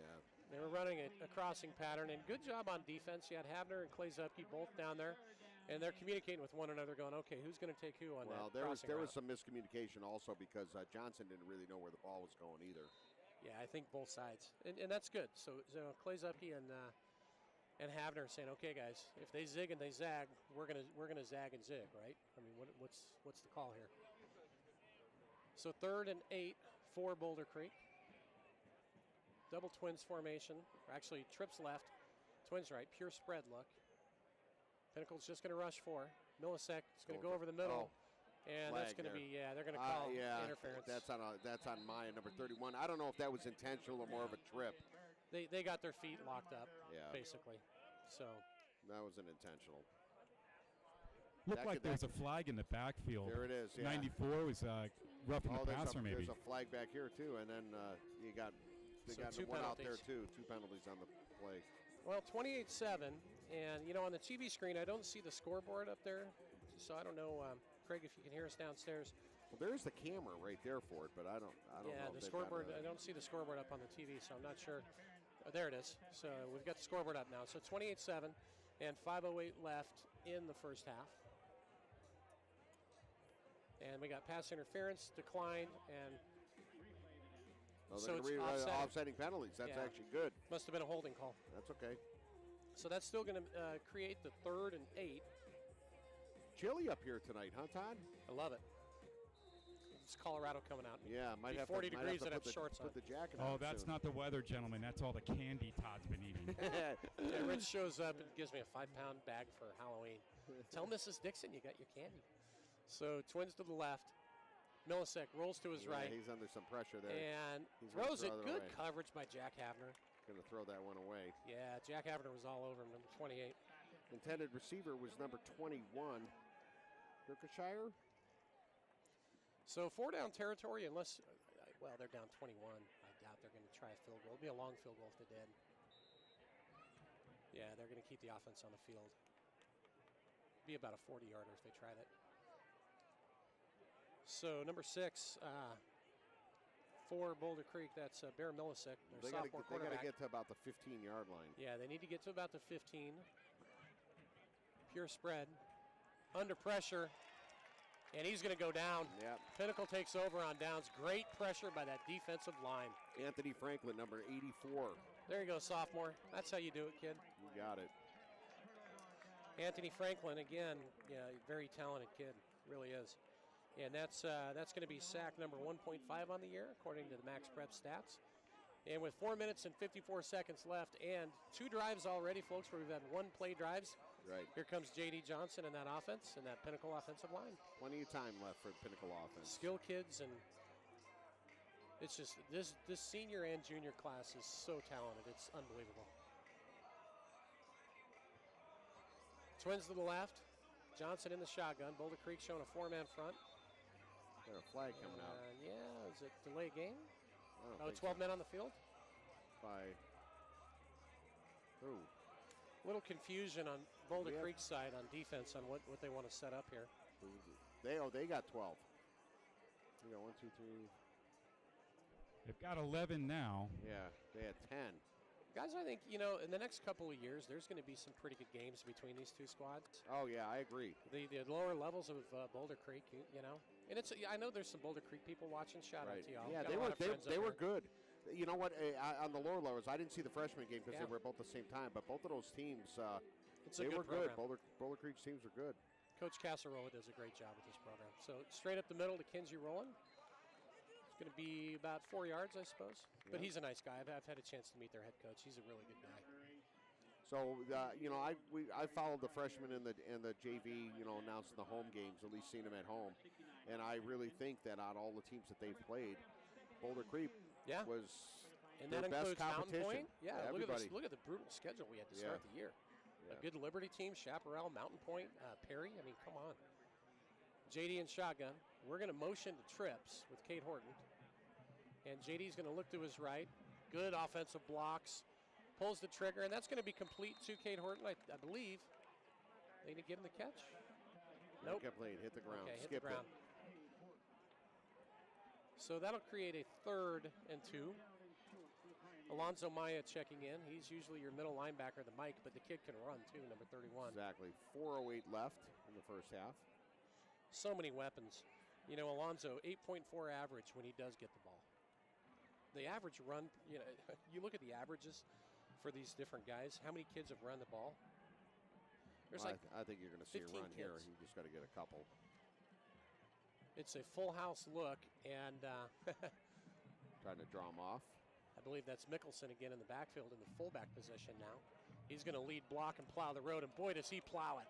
And Alonzo Maya is going to get up. Great run by Alonzo Maya, but I'm going to tell you something. Number 70, Matt Mickelson, if we can get a replay on this, you want to talk about a road grader? Yeah, right there. Holy smokes. That's why they put him in the backfield sometimes. Yeah, and he's got good speed, too, for a big guy. Wow. That's another player. I'll tell you what, I think this whole offensive line for Pinnacle could play at the next level. In fact, I know they could. I mean, every single one of these kids could play in college. Well, Maya gets about 10 on that one. So. Hey, guys, what year is Alonzo Meyer? Maya's a junior. Yeah, Get him back we'll next see him year. He's going to be a lot of fun next year, too. We have so much talent coming back from that junior class, Rich. It's going to be scary. 1st and 10. Caleb Covington in motion. And JD's going to do a play action. Plenty of time. Going to break, contain, roll to his right. And he doesn't see anything, so very wisely picks up a yard or two. You know, good coverage downfield for Boulder Creek. Absolutely. Give him credit. You know, there was nothing there, and JD very wisely, instead of throwing a pick or trying to force the ball, live to fight another day and get a couple yards. You know, one gentleman that we've seen kind of quiet tonight is Covington. Yeah, we have. He's a weapon. Number 1, Caleb Covington is a huge weapon for the Pioneers. Maybe they're just going to save him for later. Could be. Playoff time coming up. At halftime, folks, we're going to have an interview. Rich has got a fun interview set up, and we've got some kind of playoff implications we're going to cover, some Pioneer news, a number of things. So 2nd down and 9, JD under center. Quentin Powell is going to get the ball on a jet sweep over to the left, and Q breaks one tackle, gets about two or three maybe. Yeah, right at midfield at the wavy 50-yard line. So it could be 50. So what is that wavy 50-yard line? I don't know. Wavy 50, 51-yard line he's at kind of because it kind of just, it's, you know. There's a 6-inch variance. I measured it with the umpire before the game. We were laughing about it. It's just a little bit crooked. Yeah. 3rd and a important 7. 2 minutes, 53 seconds left in the first half. Pinnacle up 28-7. What are we going to dial up? JD in the shotgun. 2 backs in the backfield. Here comes Quentin Powell in motion. And JD's going to roll to his right. Unloads. Q's got it for the first down at about the 40-yard line. Good catch by Quentin Powell. And out of bounds. Stops the clock. Q says, hey, I can do that. So Quentin Powell on the year, averaging on running 9.5, receiving 382 yards, coming in with 2 touchdowns. With an average of, I want to say, 17.4 per catch. So he's the big play strike guy. Well, yeah, and it's just there's so many offensive weapons for Pinnacle. It's just hard for, Boulder Creek to really cue on one guy. With that offensive line, they're in sync tonight. They're doing a great job. Trips to the left. JD's going to come under center. Boulder Creek still showing 4. They're going to send a linebacker on a blitz. Covington. And Caleb Covington on the screen. Look out. Breaks a tackle. Still on his feet. And he's going to get up to close, first down yardage, I believe, about the 30. I think he's got it. That's where he is the most dangerous, when you throw him a pass out there in the open field like that, out in the flat. Anything in space with Caleb. Yeah. So he's had a great year, averaging 76.7 yards per game as receiving the ball. And he was a running back last year. Right. A lot of these skill kids, boy, they just they plug and play. Put them in different places, do a great job. JD under center, trips to the right. Boulder Creek going to blitz a backer again. And again, same throw to Caleb, and he's going to pick up another 7 or 8. Caught from behind. If they continue to send the outside backer and leave that gap. Yeah, they're going to do that all day long. Mike Brown, the offensive coordinator, we call him Doc Brown, he'll fire up that flux capacitor. he'll just keep coming up with ways to beat you. So 1:23 left in the first half here. Pinnacle threatening. They're trips to the left. Alonzo Maya in the backfield. JD in shotgun. Here comes Jepson in motion. JD under some pressure. Stops, pops, and what are they going to call that? Incomplete? Yeah, incomplete. Intended receiver was Covington. JD could almost just tuck that and run and probably would have got a 10. Yeah. Hey, that was a nice play by number 22 in Boulder Creek. He got right in there. He knocked the ball down. Dominic Wright, that's a sophomore for him. Yeah, they've got a lot of underclassmen on that roster too, guys. They're going to be tough next couple of years. There's no question. They're actually pretty decent this year. I hope they get in. I really do. I think they deserve to get in to the playoffs. 3rd and 5. Well, a lot of it's going to depend on what the score is tonight. If we blow them out, maybe I don't know if it's know. score or strength of schedule. Who knows the formula that these guys use? Who knows? So JD behind the line to Libman, looking to make another pass, and he's going to. And it's incomplete to Kinsey Rowland. Boy, that was interesting. Yeah, all the way across the field there. When we talk about the play. offensive schemes from Mike Brown, and we talk about the flux capacitor, going back to the wild, mad scientists from Back to the Future. So that's a new wrinkle we haven't seen yet, guys. So Pinnacle's leaving the offense out there. You built the offense out of a DeLorean? I think we got to work on that imitation. Actually, Doc Brown's got to work on that imitation. No hesitation. That's what he needs to be for Pinnacle offense staying Halloween. out there. 4th and 6. 5. Fourth and 5. Boulder Creek, 3-man line. Are they going to blitz and put pressure? JD. Pinnacle's look to the sidelines. got all 3 timeouts soon. They're going to burn one of them here. Yeah, because there's 58 seconds left in the half. Correct. You know, and we're up 28-7. So this is in Malvik or Perzy's range too. it would be a 41-yard field goal because we're at the 24. So a 41-yarder. It's in the range. Yeah, it'd be We've kicked a couple earlier this year. Let's take a look at our field goals on the year. We've made 5 of 6 on field goals. The long on the year is 40. So we've hit a 40-yarder this year. This would be 1 yard further. And the one that we did hit, I remember that kick, would have been good from 45, 46. So it may be close to the edge. When you see the big boom out there, folks, here's what this is. It's QB1, the Netflix show. In fact, they're right to our right of our table up here. And they've been following us around all year. And they're continuing to do so. So this Pinnacle team is going to be on Netflix coming up, which is going to be kind of cool. So J.D. Johnson on 4th and 6 in the shotgun formation. Motion by Cade Horton.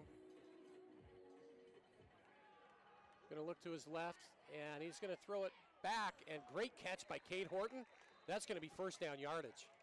Wonderful catch by Horton. It was more of a back shoulder out pattern. Fade. Yeah, it was throwing. I was actually a little nervous because throwing behind him just a little bit there. Yeah. And you want to be able to turn, at least get that ball at that first down marker. Yeah, so credit Cade Horton with a fantastic catch there. 50 and clicking.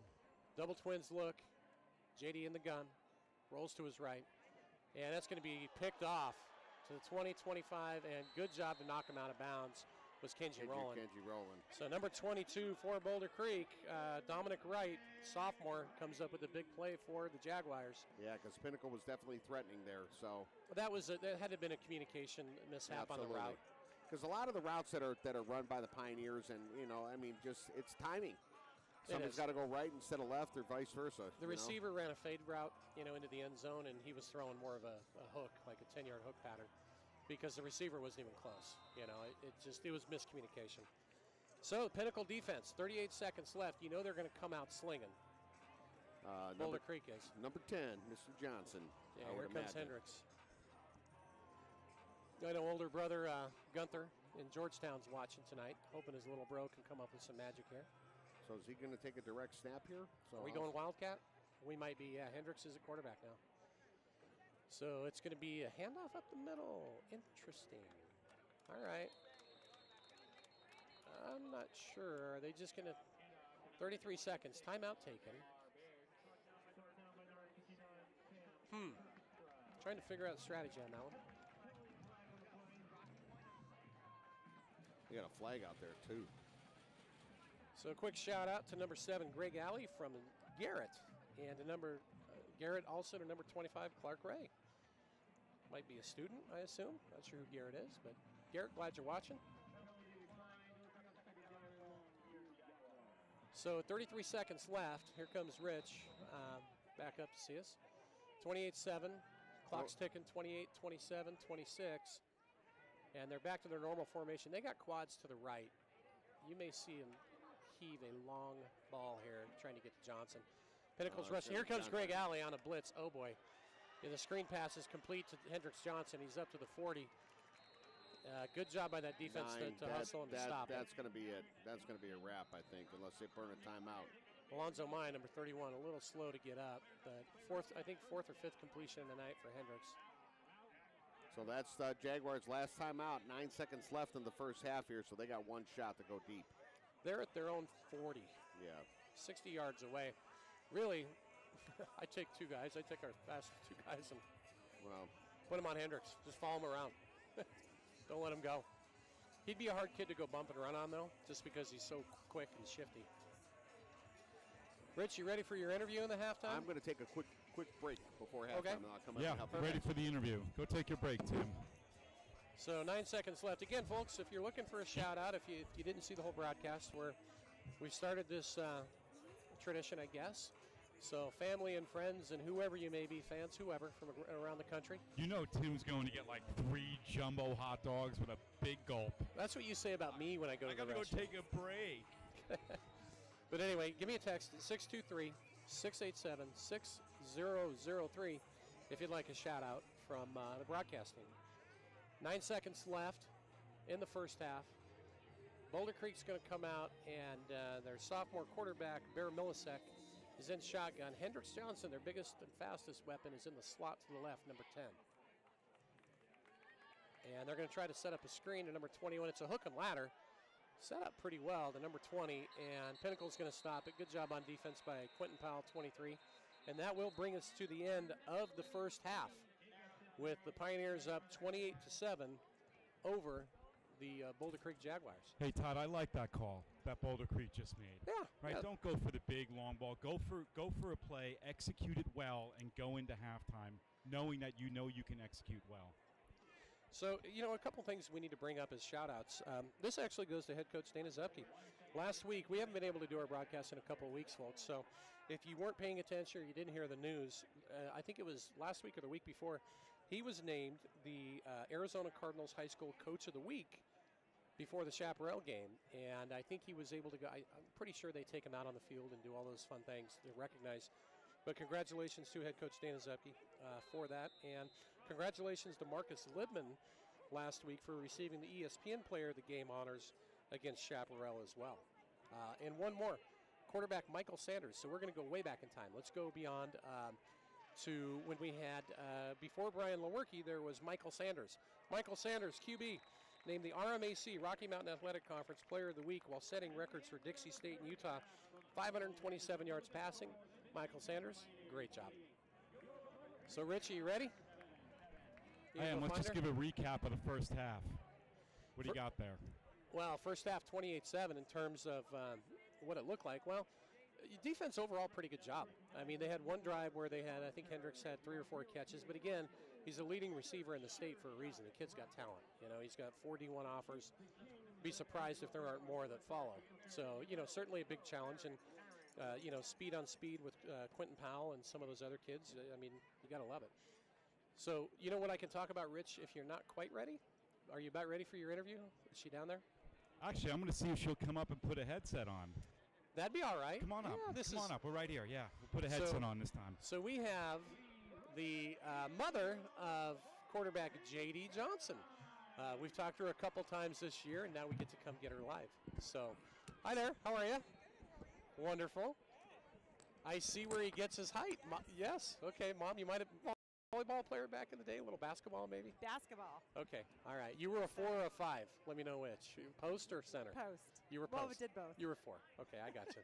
So you see where the athleticism comes from, right? Dad too. I don't, but dude, I think it's from the cereal, the oatmeal in the morning with the blueberries. I think that's where it comes from. Well, he got mad at me for telling you I put blueberries in his oatmeal. No, I think that's great. Yeah, where do you think that extra zip on the ball comes from, right?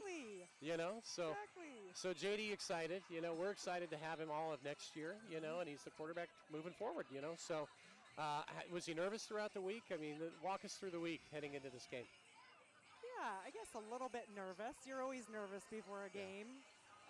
He dealt with a lot of confidence.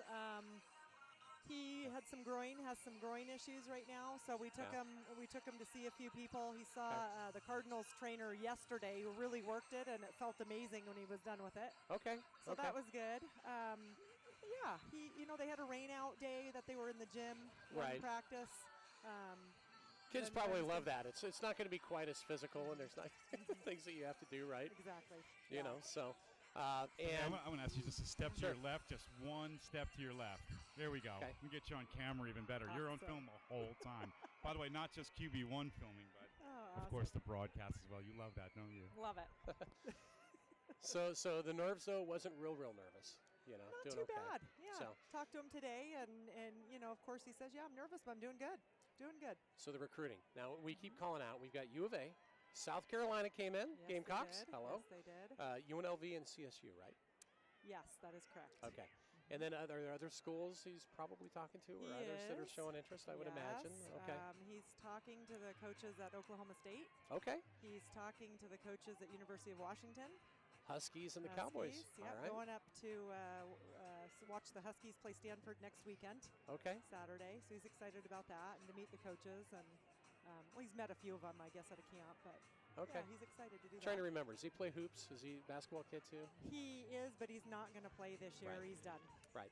Okay. Yeah. Concentrate on where football's going to come in. Yeah. Okay. Well, I got we're you. kind of sad about that because we're a big basketball family too. But Well, yeah. yeah. Where did you play? Did you play college ball? I did. I played for a small school in Iowa, Okay. Dort College, Okay. for 2 years, and then I transferred to Baylor.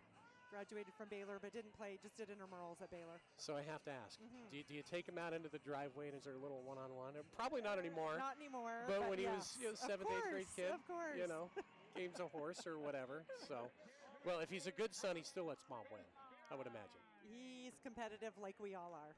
Okay. What about school? I mean, what's interests? I mean, what's JD like off the field? Let's talk about who he is and You know what? We're so blessed. He's such an amazing kid. He gets good grades. Okay. He got 1B, and it was in chemistry. And he loves the teacher, but he says the class is just really, really hard. Okay. Other than that, he last Saturday went fishing with Adam, his center. He loves to go Oh, yeah. fishing. Verb. And Connor went, I think, as well. Did you hear that? Fishing. I'm taking the that's boys right, fishing. That's right. Rich has got his Yeah, fishing partners yeah. finally. That's He's right. figured it out. If we go to California next year, you're coming fishing with us To the too. Channel out, Islands. out to the That's Channel right. Islands I'm for the doing it. rockfish and the and the lingcod. Yeah. Hey, and so then, go.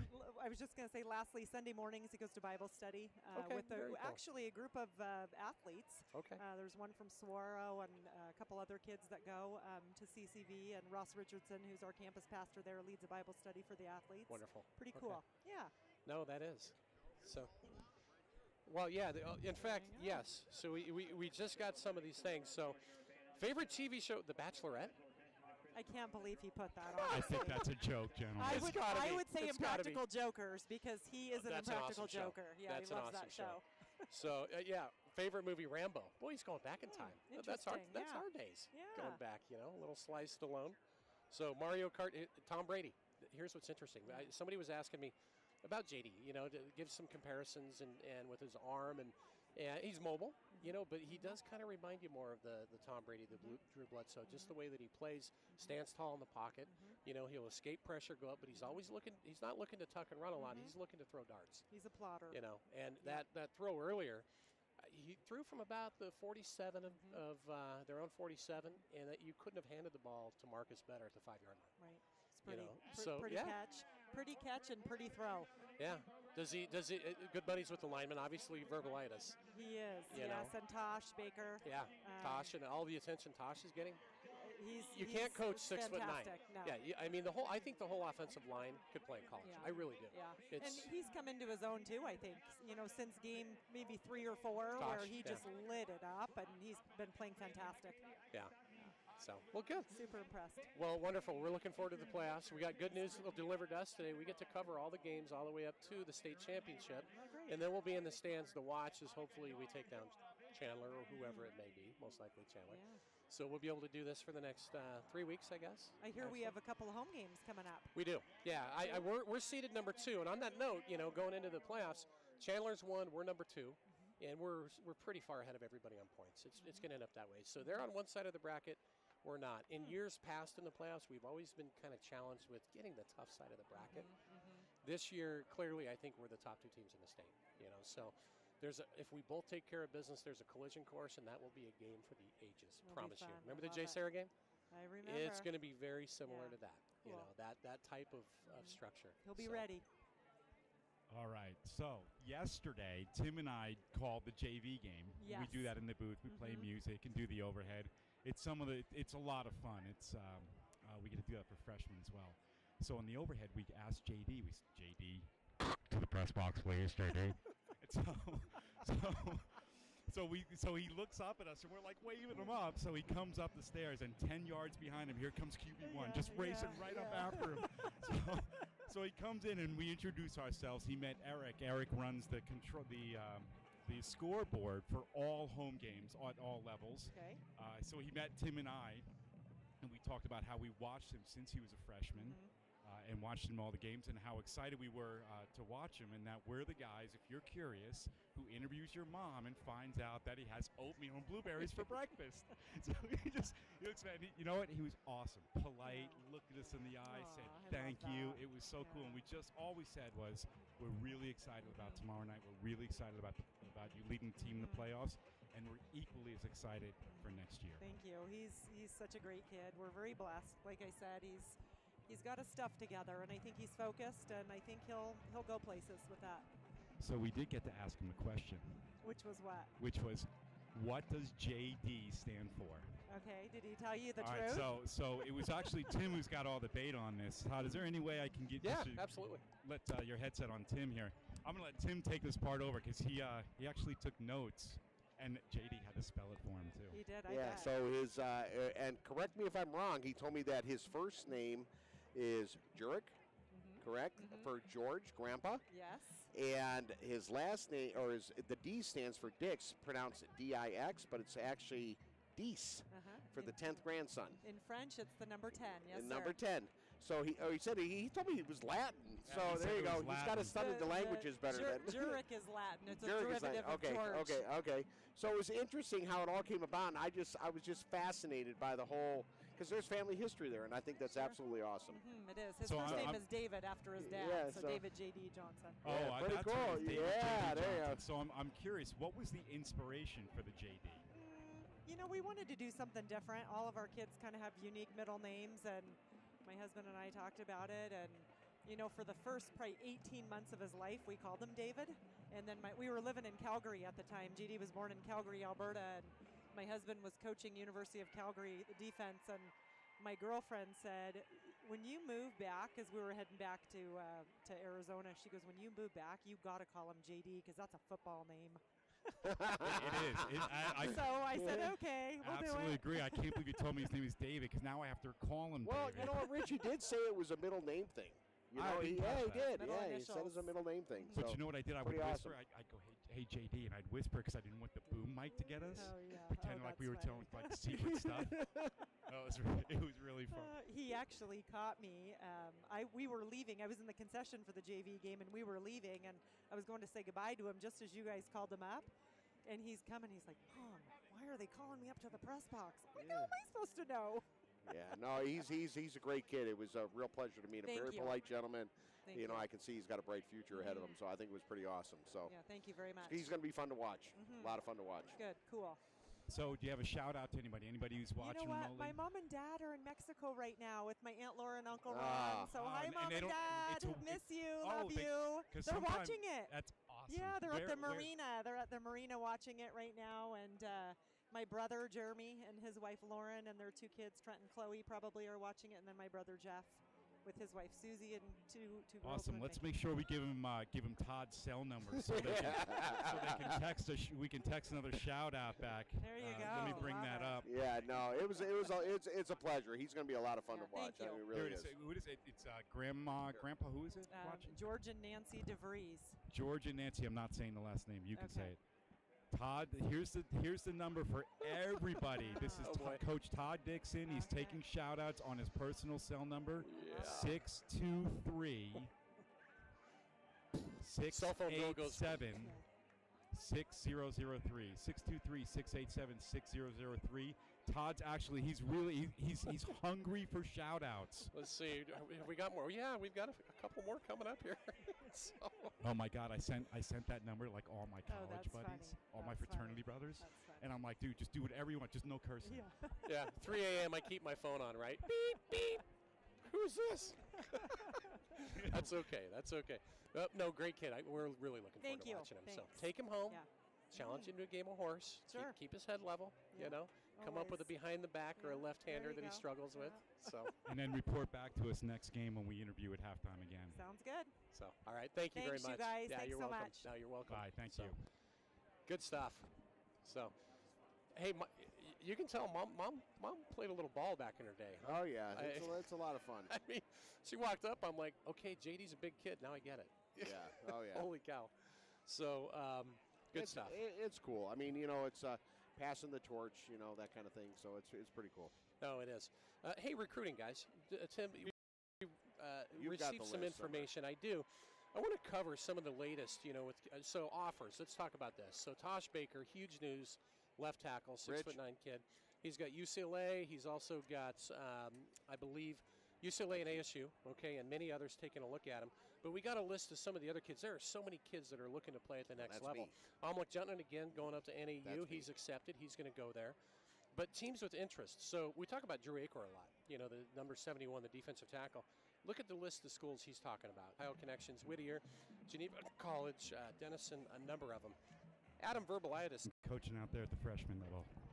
He loved it. He absolutely loved it. He loves being with the guys, and he's such a student of the game. He really loved it, and he's up in the box tonight.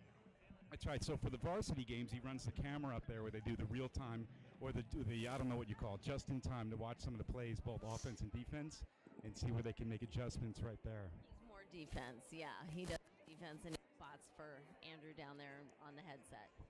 I coached him when he was playing flag football, right? That's where really his football skill comes from. It's probably really all you, Rich. All you. These guys are laughing. Guys, do you have any questions for Amy? Yeah, you know what? Yeah, let's talk. Obviously, so hubby's in the program, middle son's coaching, oldest son's tearing it up, and I see the Facebook post down at U of A. He's outstanding, in the acting and the play stuff. It's pretty cool. And now you got Clay on the field. So, are there any more left? No, I think it's just the threes up, you boys. That's it. Wait, I'm going to try to ask her that question. Okay. Okay, here's what we ran through. You've got your oldest son at U of A, and they're seeing some information that he's having a really good experience there, and he's in drama and acting. Awesome. We've got Will here, and he's at ASU, and he's also involved at the school program, and you've got Clay watching. And the question is, you got another one? Another one? What? Yeah, I think Dana. No, Dana would want to not another one. Are there any others? Are there any more? Are there any more? Isn't that the same thing? Are there any more? Yeah, no, it's. That's it. All right, she said not that she knows of. That's it. She's out of Zupkis, huh? Yeah, three's enough, right? so I ask her with Clay, the different things. Had some great plays this year. Ask her about the experience so far. What's been going on with Clay? Yeah, so I think being involved in the football program, clearly your husband, Will, played for 4 years. Now you've got Clay out there. How would you might compare some of the things, and specifically about Clay this year, compared to what you're familiar with and what you've seen in the past years? That's a lot of questions, That's Rich. a big question. Exactly. I'm sorry. Let me summarize that for you. What do you like about what do you like most when you see Clay on the field this year? I just like that he's having a good time. He, with the experience of, his dad being out there, coaching his brother up in the box, but then he makes it all his own, and he just enjoys playing and loves what he does out there. All right, so that was a really long answer. Can you summarize that for me? Hey, Rich, I got a question. Great time. Okay, Coach Todd's going to ask a question. Okay, so the Dana being the coach of the week for the Arizona Cardinals, that's huge. Did you go to the game, and was he recognized at Cardinal Stadium for that? How did all that work? So your husband Dana was recognized by the Cardinals as the coach of the week. Todd wants to know, did you get to the game? Were you recognized? What was that experience like? No, not yet. I think last year or maybe 2 years ago when he was recognized, we did it after the season, get to go to a game, but it hasn't happened yet. Okay. It's still pretty cool to be recognized, right? Absolutely, and and it brings money for the program, and I think he worked really hard, and so it's always nice to be recognized for that. Perfect. So, yeah, I wasn't sure if they recognized the coaches that particular week for his later on. Yeah, I don't know how that works. Yeah. So, all right. Well, all right, she's booting me out, and I'm getting the stink eye from everybody around here. They're like, "You better leave. You keep talking." So, all right, let's go back to some of the recruiting, Tim. We've got a couple of lists here. You gave these to me. So we know, JD with those 4 offers. There's a lot of others showing interest, and his mom talked about it. The Huskies in Washington, Wyoming has shown some interest. Texas, some other schools. Iowa State on there, Utah, USC, Colorado State. Yep. A nice list there. Marcus Lippman's got a nice list as well. Some big schools here: U of A, ASU, Iowa State, Harvard. Got to be smart to get in there. Stanford. Stanford too as well. So Adam Verbalitis has got a huge list of potentials. NAU, Abilene Christian, Simpson, ACU, Princeton, Dartmouth, another smart kid, obviously. Montana, Portland. Older bro plays, cousin or older bro, I'm not sure. Older brother, I believe. Older brother, yeah, is over at New Mexico Highlands, I believe. So shout out to him. Northern Colorado, my alma mater, where I graduated. South Dakota, Southern Utah, University of San Diego. Spencer Ponce, Laverne, Redlands, Lutheran College, Austin College, Pomona College, Redlands, Lewis and Clark, Trinity, Scripps, Cal Lutheran. That's Dana's. And these gentlemen are all juniors. They're the class next year, class of 20. Right. When you go to seniors, Matt Mickelson is, taking a look at Ripon College, which shout out to Tucker Parrish if he's listening. Yeah, if Tucker's up there. Hope College, Sioux Falls, Knox College, Grinnell, Southwest Minnesota, Concordia, Whittier College, and Presentation. Dylan Milbreth's looking at the University of Mary. Quentin Powell, the speedster, is in conversations, and interest has been shown from Colorado Mesa, where my nephew played, Eastern Washington, University of Texas San Antonio, Southern Nazarene, and I think Benedict State University. Of course, Spencer's going to OU. We've got Caleb Covington that's got some interest from Utah, Wyoming, University of Texas San Antonio, NEU in Idaho. And Big Sam Agwabu, check this out, Air Force, Columbia, and USD. Very nice. So that rounds out the seniors. And back to the juniors. Did we hit everybody? I think we have a couple left. Shane Sunday, obviously huge target as a tight end and a great DN. He's got U of A, Colorado, ASU, Michigan State, Harvard, Stanford, NAU, Oklahoma Baptist, Iowa State, and Redlands he's looking at. Matty Goodlow, communication with Purdue, Arizona State, Michigan State, San Diego State, NAU, Nevada, Reno, and East Carolina. And Tosh Baker, of course, we've talked about, offered by ASU and UCLA, and he'll have some others. So, folks, there are so many kids on this football team that have the talent to play at the next level. Absolutely. I mean, so many kids. That's a testament to the program. I mean, it's just a great program here at Pinnacle. Yeah, and Mac Franklin, he's got Bowdoin, Harvard, University of San Diego he's talking to. Kate Horton, Lake Forest. So, you may end up with this particular squad. When you look at the seniors, the juniors, and you go all the way down the list, you may end up with 15 or 20 kids that play at the next level, And that's a shout-out. We had the text shout-out earlier, so, shout out to Dalton Cash up in Idaho, right. with what he's doing. And it was fun to watch him play a few years ago. Yeah, gosh, it was. And, of course, Brian Lewerke that's out there, and it's just so great to see all these kids that get to the next level and represent, and not even just the Pinnacle kids.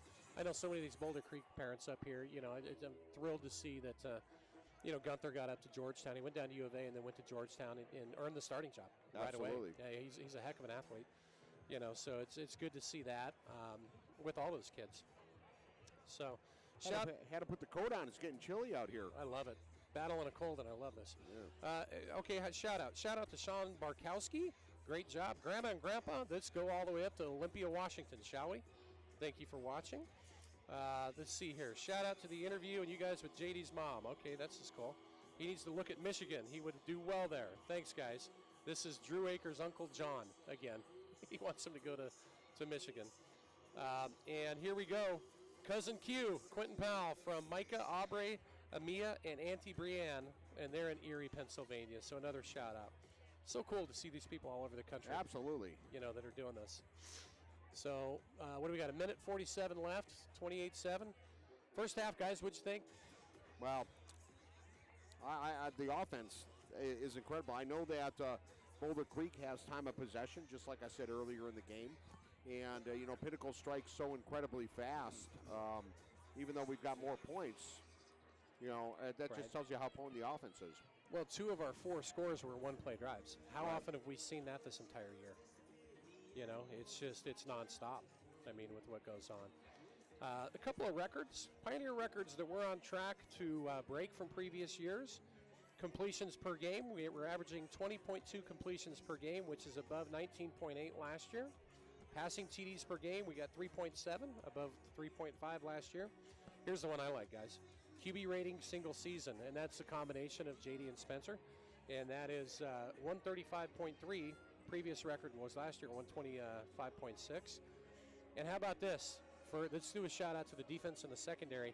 5 interceptions on the year for Q, 5 interceptions on the year for number 11, Kyle Bryant. And our interception yards this year, we've already broken the record with 439 yards in interception, Brett. yards. The previous was all the way back in 2004 with only 338. Wow, that's incredible. We talk about the offense all the time. Little shout out to the secondary and the defense, right? I mean, it's fantastic. Now here's the big one. Points per game. We're currently number 2 behind last year. We're averaging 45 points per game. Record was set in 2017 with 47. So that's going to be nip and tuck all the way down to the end, I think, to see if we can actually, come through and break that. To see well, we've got 28 points already in the first half here, so we're kind of on that pace. Well, we talked about the playoff outlook while we're getting ready to go here, but, again, we're 2, Chandler's 1. Liberty's hanging in at 3, but they play Chaparral tonight, so that'll be interesting to see. Yeah, but Miller's out, too, as well over there. So Chaparral? Yeah, Jack, so. he's out. Highland at number 4, they've got a tough game against Desert Ridge. The upset you might see tonight is Desert Ridge taking down Highland, which would kind of shake everything up. But the way it is right now, if I would have had to forecast this, here's what I think is going to happen. We're going to end up taking on the number 15 team, which could be either Tolleson, Desert Ridge, Boulder Creek, or Hamilton. Could be any of those 4. Matchup number 2, though, I think we're going to, if it falls the way I think it is, we're going to have Mountain Point coming to Pinnacle for a rematch. And if we win that game, guess who's next? Perry coming to Pinnacle for a rematch. That's going to be tough on that side. That's if Highland wins and takes care of business and Desert Vista does. That's probably what you're going to see. Yeah, so that's a tough side of the bracket, really. Well, they're good teams. Yeah, once you get past the first game. But that's all speculation. So here we go.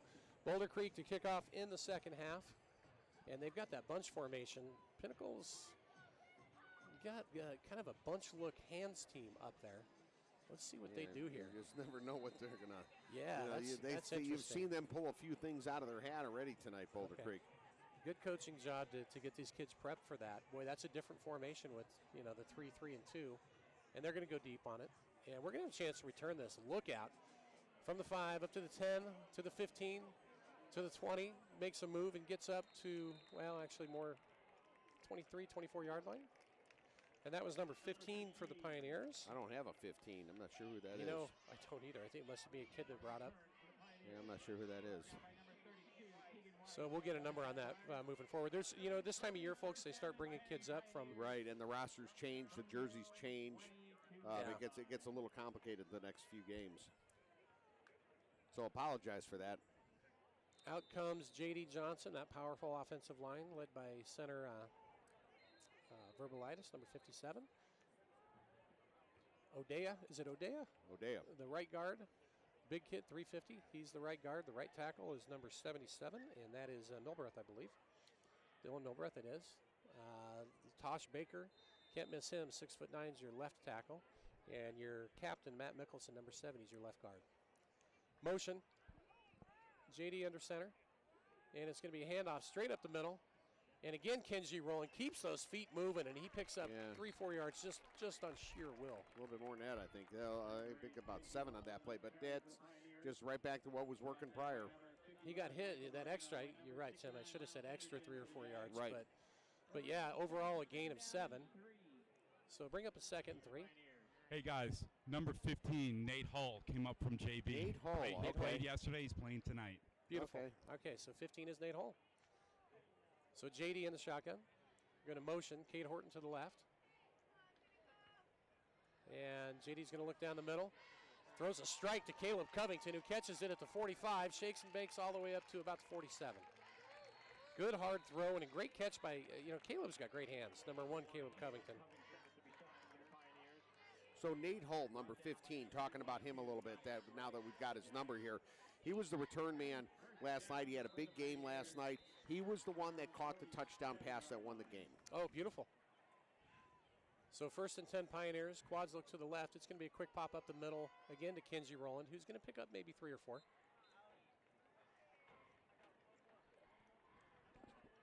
Bring up a 2nd and 6 for the Pioneers. Ball right at the 50-yard line. Boy, there's just so many ways that this offense can attack you in so many different formations. What I'm impressed with is how the kids are able to grasp all of this. Right. Really, it's complicated. The mental part of this game for them to be able to do all that, I think is just amazing. Trip receivers to the right. JD's going to go under center. And it's a pass behind the line to Covington on a screen, and he's got a little bit of room. He's going to get up to the 40, down to about the 38-yard line, 1st down yardage. 2nd reception on this drive for Caleb Covington. Yeah, that just shows us some of that explosive speed from Covington, and it's good to see him getting involved a little bit more. You know, he was they kept him kind of quiet the first quarter, first half. Caleb can hurt you in so many different ways, but you hit the nail on the head before. In the open field, he's one of the funnest kids I've ever watched. Yeah, he's awesome to watch. He just is. You never know. He's got that jump cut ability, Barry Sanders-ish, if you will, for you old-timers. And JD's going to hand it off up the middle. Kenji. He's going to, well, they're trying to pull the ball out. Good job by Kenji to hold on to that. Gain of maybe 2. That'll bring up a 2nd and 8 for the Pioneers. So a little ground and pound. You know, not going for the quick strike here. And really not in the hurry-up mode. You know, no. just take our time a little bit. The clock is our friend here tonight. It is. And you want to stay healthy, you know, heading into next week. First round of the playoffs will be next week. So tight end to the right, double twins, empty set. JD going to roll to his right, and he's just going to tuck it up and pick up some yardage. Nice scramble by JD to pick up. He saw that first down marker, and he's just on the outside of it, so it looks like it's going to be about 8 or 9 yards. Yeah, not quite. He's going to be about a yard short, it looks like. Well, you know, you talk about the playoffs, and we did at halftime there, you know, so Pinnacle's going to get 2 home playoff games, which would be really nice because of the way the seeding is, because we're a high seed this year. Well, 2 seed. That's I think that's as high as we've ever been. Yeah, actually. It is. So quad receivers to the left, look out, and it's going to be a handoff up the middle to Omlik Gentner, number 25. First down yardage on 3rd and short. So I think before that, I think we were, in the years of Brian Lewerke, I think we were a 4 seed. We were pretty high up. Yeah. My son's senior year, Brian's senior year, we lost to Mountain Point in the semifinals. I remember that. We were on a brutal side of the bracket. You know, the coin's always been kind of tough for us the last 3-4 years in terms of where we're at in the bracket, and it may be again this year. You know, well, you never know. You never know the whole psychology about the seeding. Nope, you're correct. And here comes Kenji. He's got a little bit of room. Kenji rolling number 8. He's going to pick up about 6. I'll tell you what, he's got to have at least 100 yards on the night. Oh yeah, absolutely. Easily. And you know what's nice to see tonight is, you know, and it start the second half. Just Pinnacle kind of methodically moving down the field, using the clock. We're at 8.5 here and ticking. Yeah, it's just whatever, just, you know, 10 yards at a time. Not going for the big strike. This time we are JD in a play action, and he's under some pressure. Great job to escape it. He unloads to an open Caleb Covington. Great throw, great catch, first down. And that'll bring up a 1st and goal for the Pioneers right down at about the 5-yard line. Great job by JD to escape that pressure and then see exactly where Caleb was. And on Caleb Covington's side, settle down in that zone, boom. Saw it. First down. So it's going to be 1st and goal from about the 9-yard line, I want to say, close to the 10. So Caleb Covington split to the left. You got Marcus Libman to the right. Cade Horton in the slot. JD's going to have Horton going pressure. And it's going to be a handoff to Horton. Not a ton of room. May have picked up 3 or 4. You get down into this red zone, it gets a little bit more difficult to try to get things set up the way you want them to. Hey, can you guys see the left wrist of Horton? Looks like he's got it all wrapped up. At something at halftime, he put something on. Yeah, they may have wrapped it up with a little cast. I'm really not sure. I see what you're talking about now, looking at the TV, Rich. So, yeah, he just threw it on the field. It's falling apart. There you go. Here's my cast. I got football to play. JD in the shotgun now. 2nd and goal. He's going to go to a shovel pass up the middle. And I think was that Horton. Juntman or Horton? I think that was Horton again. Yeah, it was Horton. Cade Horton getting a lot of work tonight. Getting a lot of work, you know. So now they're at the 5-yard line, 3rd and goal. You know what's amazing? I'm surprised they haven't brought the beasts in yet. 15 different people have carried the ball for Pinnacle this year. I just looked at the stats. That's crazy. Share the wealth. Wow, I'm telling you.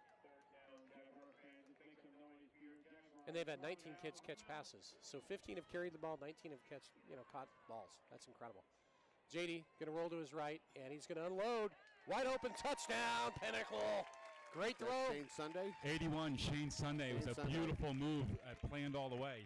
came out to the end zone, took a quick step left, stopped, turned back right, wide open. Well, you know, the thing is JD put that ball where nobody could get it except Sunday. Yeah, he's got a great arm. Yep. I mean, that was a heck of a throw by JD. All right, gentlemen, here I am. This is for number 56 in a row, and I'm back under the sign.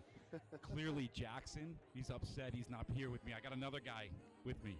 Here we go. Turn around, big guy. Uh-oh. Kicks up, and Rich can't get to it.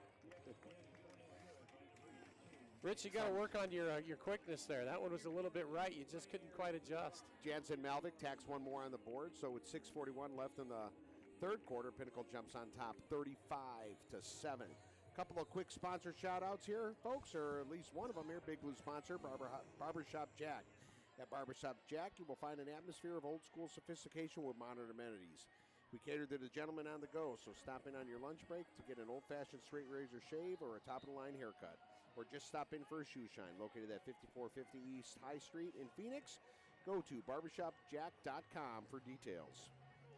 So here comes that hit squad, the Pinnacle kickoff team. And folks, if I sound like a broken record, sorry, but I'll say it again. If you make your living on special teams, you want to be on this squad because you get a lot of work. Oh, yeah. And they do a good job. They have. Nobody's taken one back all year. Nope. We're perfect on PATs on the year. So, and even at the lower levels, special teams have played a big part of the success of this program.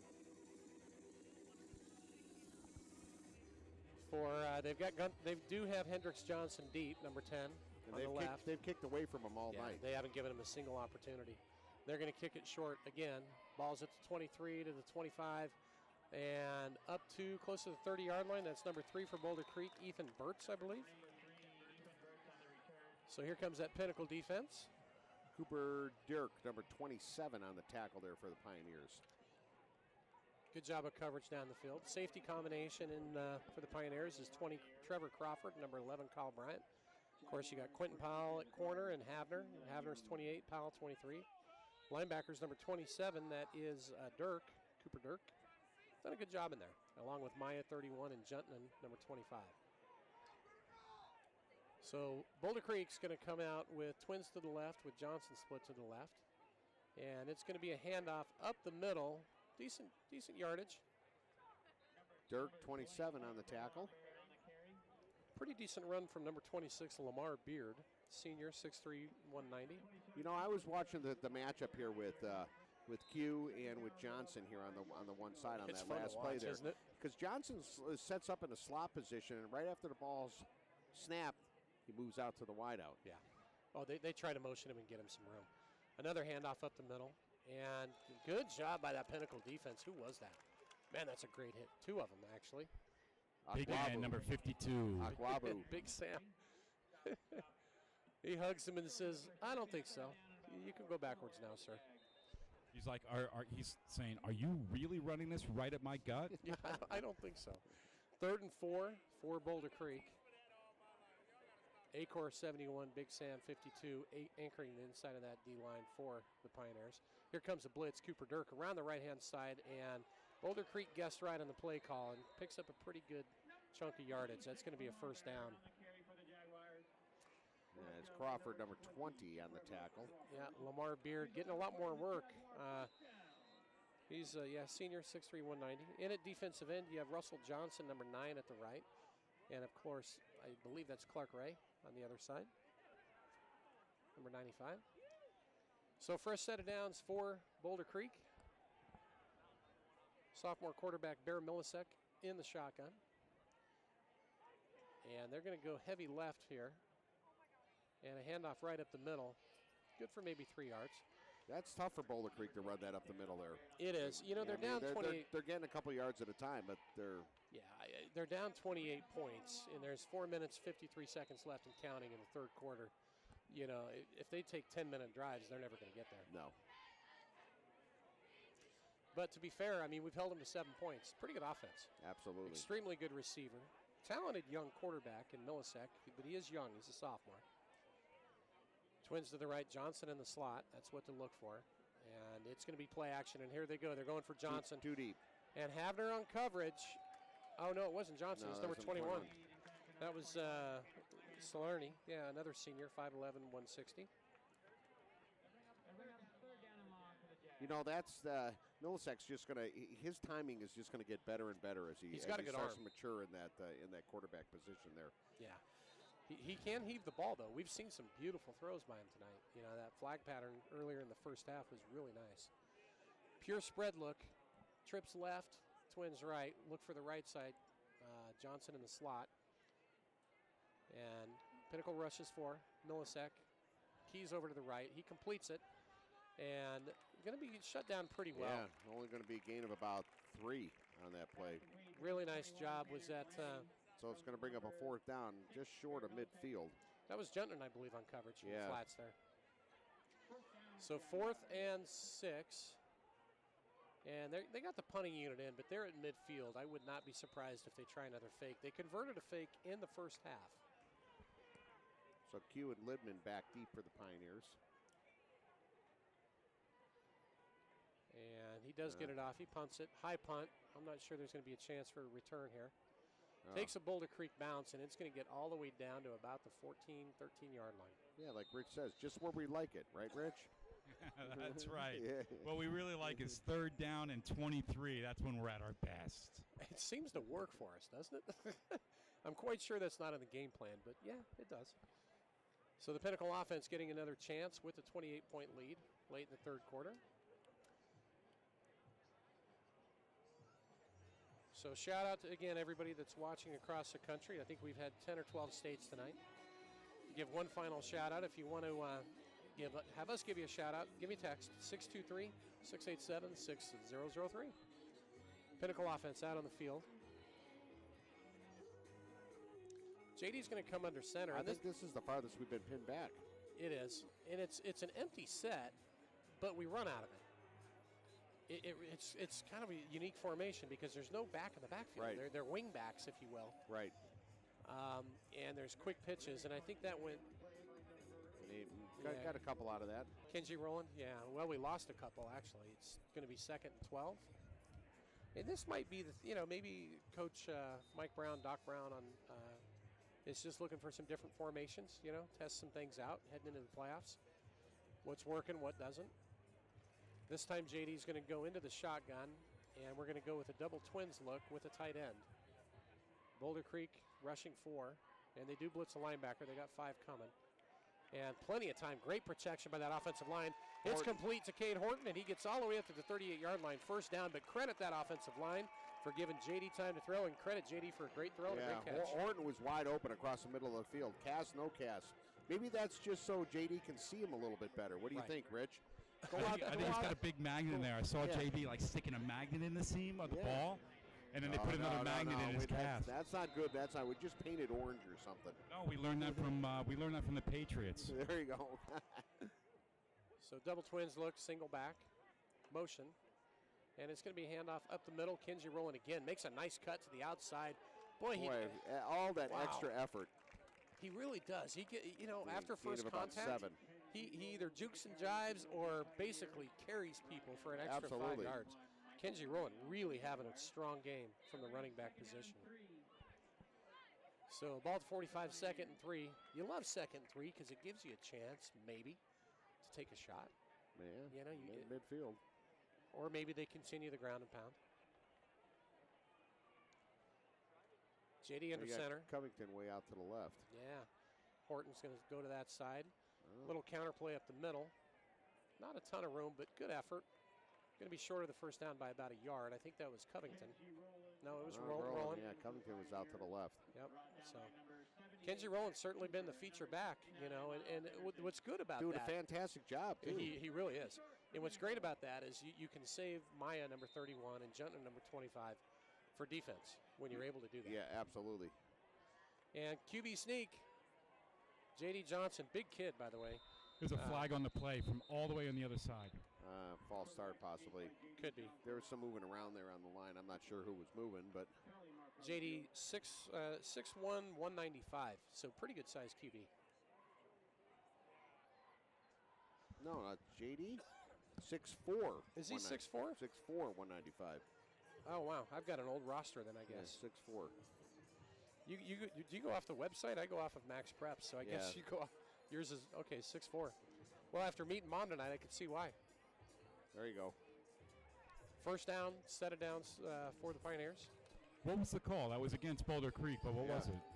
I'm assuming offsides. Possibly, yeah, because there was a lot of moving around there on the line there, Rich. Well, that's a convenient way to Yeah, get a because that's only a first down. 5-yard penalty. Boulder Creek's got 6 on the line. Look for a max blitz coming here, guys. Well, they're watching for Roland, too. Up, they're back into coverage. JD hits Good defensive play. They had tried to hit the post over the top, and boy, that was a great defensive play by 27. Yeah, Connor Lewis, a junior. Yeah, the intended receiver was Lidman, number 3. Yeah, it really was a nice play.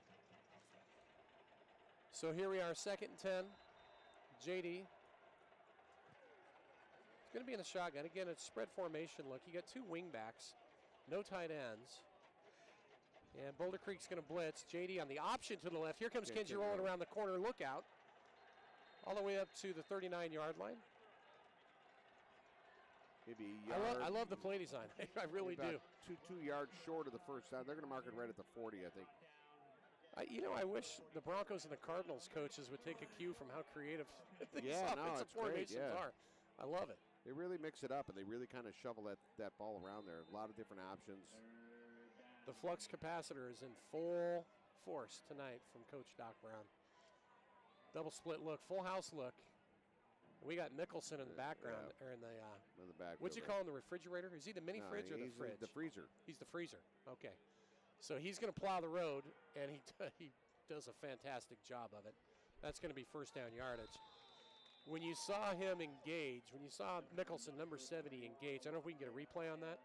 When you saw him engage there, took that kid, bear hugged him, for lack of a better word, or mauled him, I guess, and just pushed 3 yards. Exactly. We're coming this way. Excuse me. Right. You're in the place that we want to be. In fact, we want to be 5 yards further. Can you move, please? Another full house look. This time he's the back, and they fake it to him. JD under pressure. Good job escaping pressure. Unloads and throws it away. Throws it away. Junton in number 25 was a receiver in the area there, but he was surrounded by some Jaguars there. He was. A great job of escaping that pressure, though. It really was. Hey, guys, I just talked to the trainer, and Horton he actually has had this on the whole game, but what they did was put a little bit more foam around it and then wrapped it to give it a little bit more protection, but he's had a hard splint on for the whole game. Oh, wow. Okay. Played a heck of a game considering he's got a cast on his arm. I'll tell you that. It's the bionics.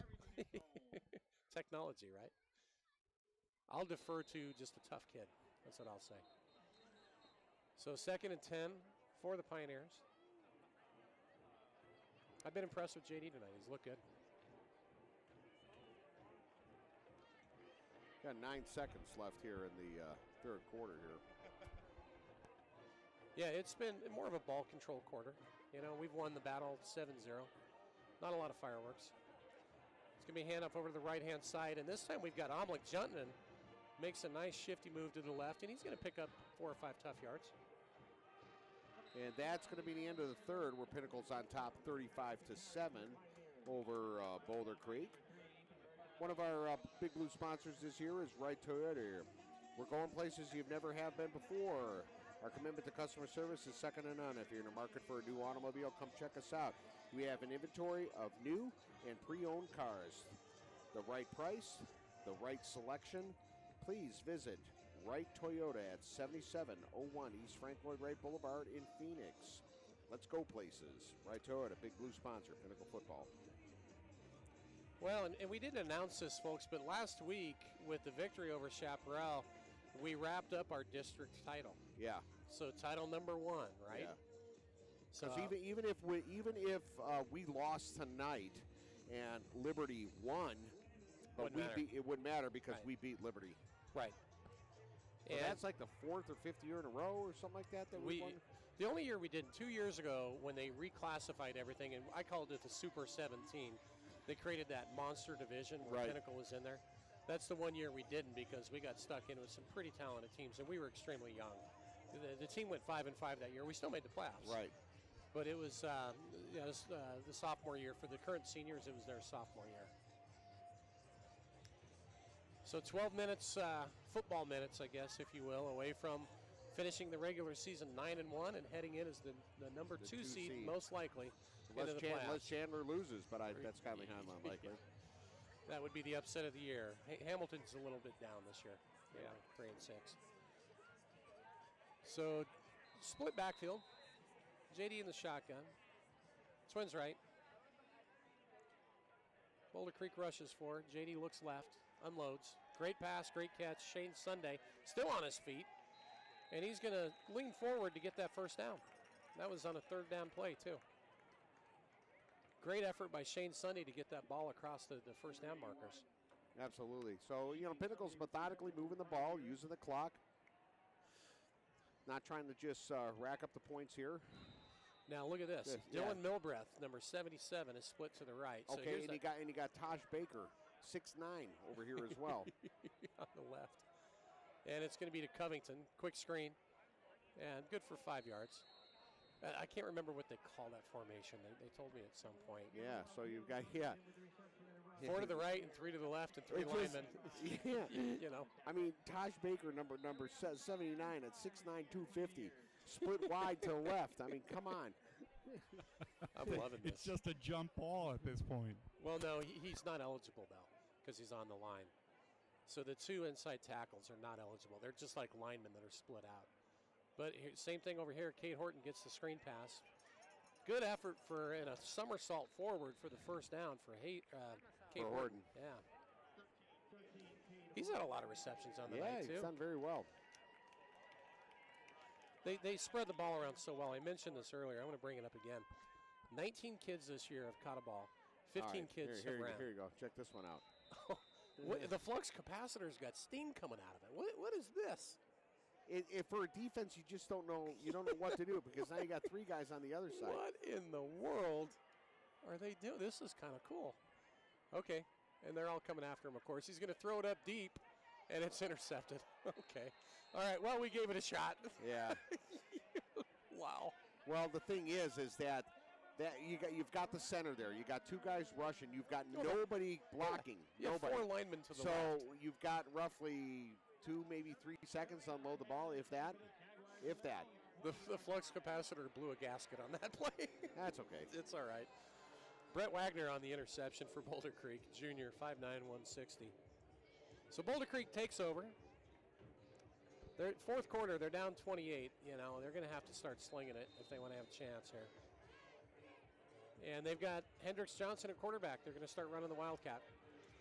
And it's going to be a handoff up the middle, good for 3 or 4 yards. They're trying different combinations to see where. Well, Hendricks, here's the deal. Number 10 was a quarterback. They moved him to receiver halfway through the season last year.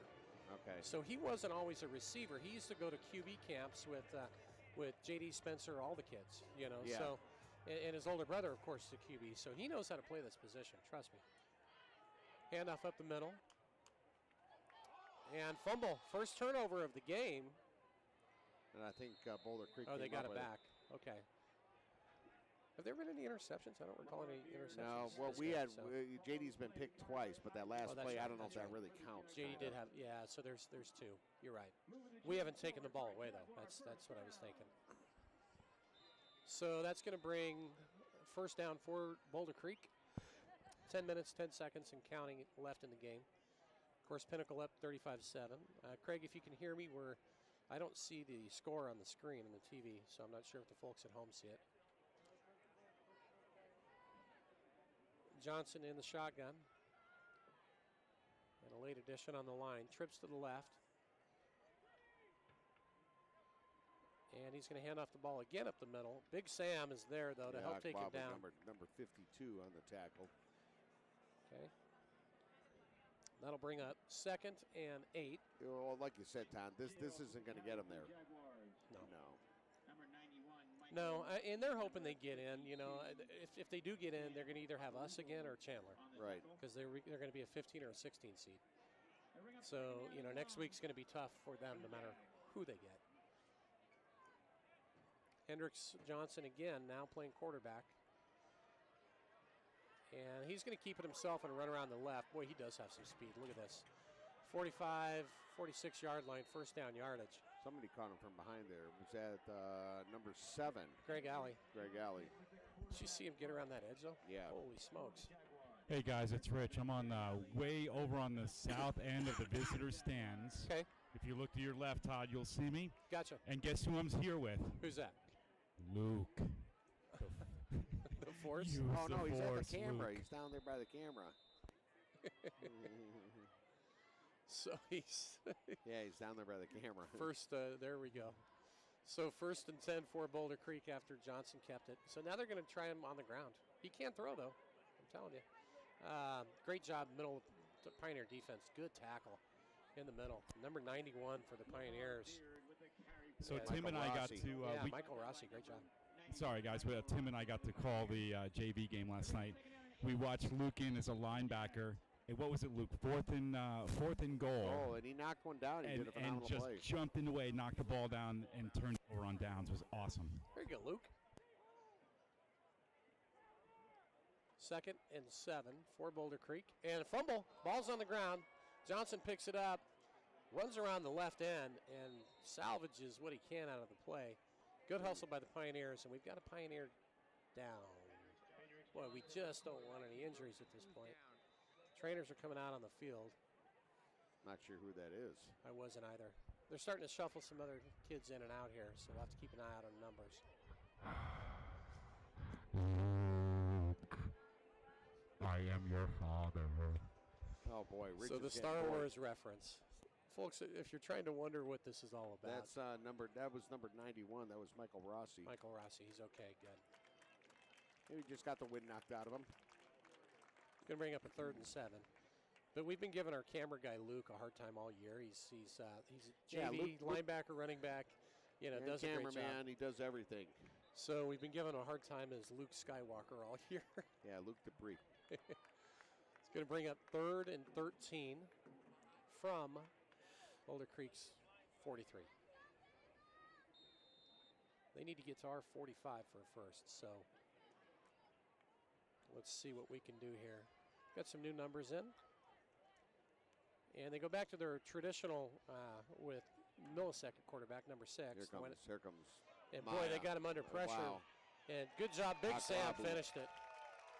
Boy, Greg Alley had a piece, and there was it Maya. Well, yeah, that was Maya that got in there first. He timed that perfect, got in there and created a little havoc, and then Akwabu came in there and finished it off. You're not getting out of the grasp of his hands. No, he's had a good game. Oh, Number yeah. 52, Sam Akwabu. You look at him, folks. He's as stout as he looks.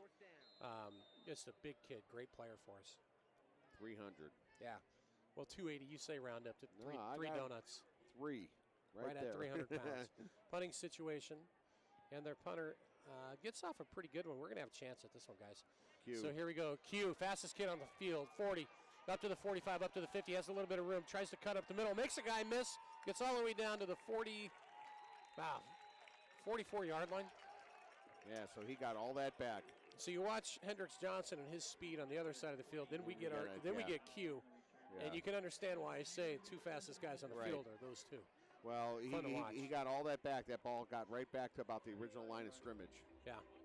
So a net gain of maybe for them of one on the punt. Yeah. Maybe 1. 7-14 and counting, still 35-7. And in for the Pioneers, I see number 88, Alex Probsta, senior, 6'5", 200-pound tight end, checking into the ballgame. Covington in motion. Now he's coming back. Let me hand off to Kinsey up the middle. Kinsey's got a hole. Look out. Sprint race down to the 10 to the 5. Into the end zone. Touchdown. Kinsey rolling. Third time tonight. A one-play drive. Yeah. Second for Kinsey. He makes that look so good, and that's all the offensive line opening up that Huge hole hole. there, and he's off to the races. He has got some speed, and I guarantee you next year, I think Dana Zupke's kind of found a spot for him, and he at the lower him level. and Goodlow both. Exactly, Wow. and him at the lower levels when he was coming up to his varsity career there. That's exactly where they use him. Phenomenal. In for the PAT. Perfect on the year still. Yeah. Heading into tonight, Malvic folks. tacks one more on, so we're at 42-7. 7:06 left in the game. PATs on the year, we were 54 for 54 coming into tonight. Now we've got 6 more touchdowns. So that's our 60th PAT of the year. That's crazy. On 60 attempts. We haven't missed. That's crazy. You know, so here's a replay of Kenji rolling. Yeah, watch the line, folks. Watch the line. offensive line here. We go motion, we come back. That left side of the line, watch this.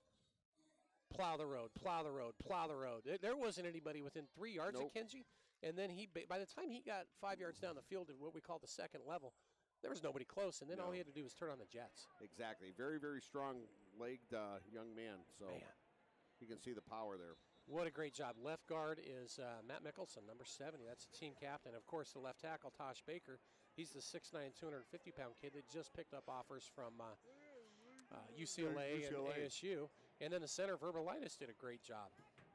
Can you see why I say this entire offensive line could play in college? Every one of them. And I think a couple of them at least D1. I really do. So Percy, number 87, set the kickoff. He's doing all the kickoffs tonight. And they've done a great job. They're just keeping it away from Johnson. Right. He hasn't had a chance, and he knows it. He hasn't had a chance the entire night. Probably frustrating for him, but coaches aren't dumb. No. You know? Where are you going to light the match and put it on a piece of wood? Take it to the just right. Don't. Yep, Same thing. Again. Kick to the left. Here comes the reverse. Yeah, they want to give Hendricks the ball any way they can. This, could be trouble. Here comes Hendricks Johnson down the sideline to the 40, and he's still on his feet, folks. Down to the 35, and finally taken down at the 24-yard line. You know, exciting player to watch. Man, give that kid credit. You know. All right, guys, I checked out the snack shack. I'm comparing it to Pinnacle, bringing you guys some snacks so we can comment on it. You got nachos coming? Nachos. We can't be crunching on the mic. Yeah, I don't think I can eat those right now, Rich. By the time we're done, they might be frozen, though. We can, make them icicles. Hendricks Johnson on that return, though, was, sometimes you tip the hat. Right, exactly. With an athlete like that, it's not like we had terrible coverage on it. The kid's just an athlete. Motion to the left. And we're going to have a reverse, and here comes a pass, a little trickery, if you will. And it's complete for a touchdown to Hendricks Johnson. Good-looking play. Yeah. Jack Havner on coverage. Kyle Bryant came over, and really the ball we had good coverage. Just number 10 Hendricks Johnson made a great. There's no harm in that. Yeah. We got a few to give. He just made a great adjustment on the ball. He really did. And not a bad throw from. Was that number 6? Was that their quarterback that came back and threw that? Yes. So well said. Good play. Tip your hat. Here's their swinging gate, and they are going to run it this time. And over to the right-hand side, it's going to be good. Penalties fly. I'm not sure if they're going to catch a holding call, perhaps. That's holding against Boulder Creek, but boy, does that guy have wheels. Oh, he's fast. Yeah. I know his dad really well, so I talked to him for about a half hour today during the day. And Hendricks, he's got NAU. His brother's a starting QB at Georgetown, He's got, I think, Brown that's looking at him, and then another Ivy League school.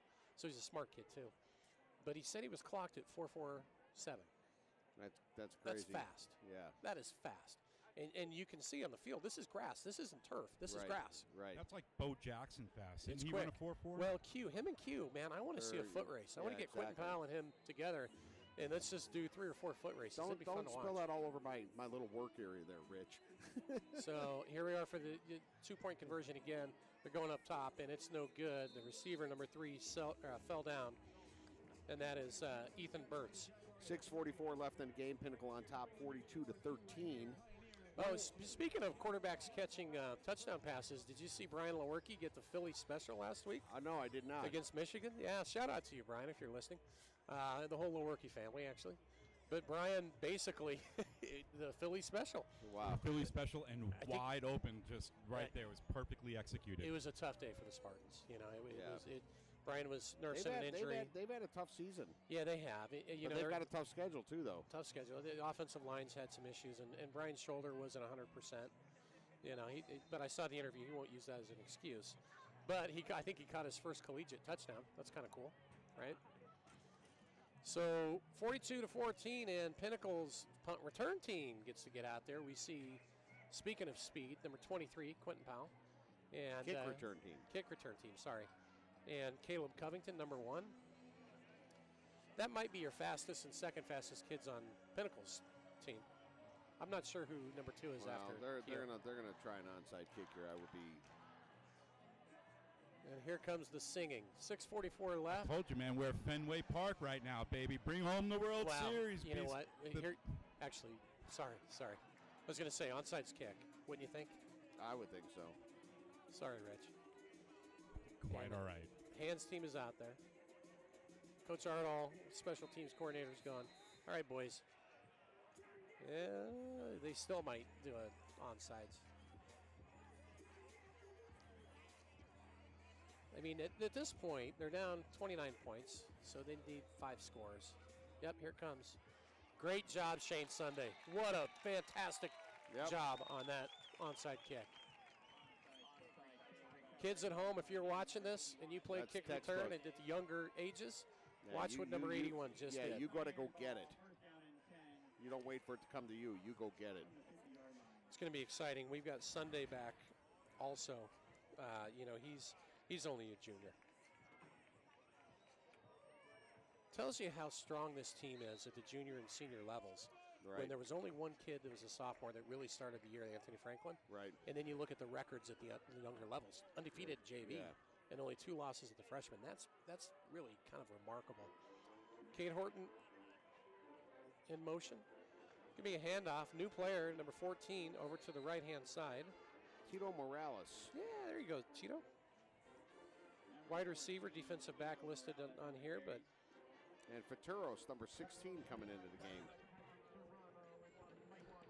Oh, no, that's Jack Neal. Yeah, no. Faturos, by the way, shout out to Faturos. Yeah, he's not feeling so well, number 18. I thought it was an 18. Yeah, shout 16. out to Faturos. He had some health issues that came up, and he's recovering, and we're glad to see that. You know, we're thinking of you, buddy. Shout out to you. So twins to the right. And it's going to be a handoff up the middle. Good, strong run. Got some new names in here, guys. Help me with numbers. That was, let's see. I'm trying to see 15. 15. That's Nate Hull. Nate Hull. So I see number 49's in there as well. That's Cole Bushett.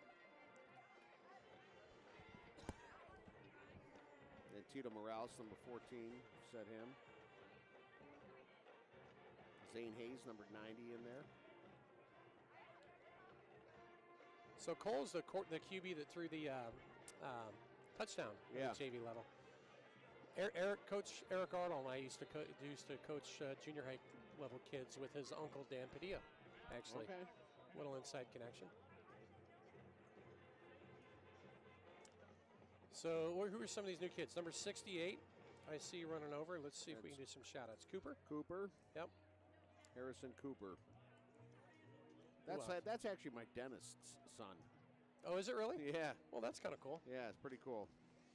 Shout out to the teeth cleaning dad. Dr. Cooper. Dr. Cooper. Great guy.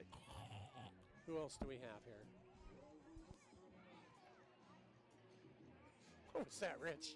I gotta ask. Everybody at home's thinking the same thing. What was that? When he's talking about his dentist and they stick the suction thing in your mouth. Is that what that was? Good googly. It sounds like he's over here getting sick. I'm like, what are you doing, It's the dude? nachos. The nachos are so yummy here. Could be the best nachos in all of high school in the area. That's the first time you had them. All right, I see Spencer out there. Number 90 is Zane Hayes coming out. Number 50, of course, is Noah Truxell. Let's see if we can get some more shout-outs on who's in there, guys. Yeah, so it's good to see Cole Bishop, number 49. So he's the starting quarterback for the JV. Good to see him get some reps out here. Yeah, exactly. Hand off over to the left, and again, another nice hole. Good pickup. And I see number 80 in there. That would be Harrison Nichols. 68 would be, well, it's Cooper. We already called him out. 55 is Jake Munn. Yeah, Jake Munn in there. Good to see Jake in there. Number 4, that's somebody they brought up, not sure.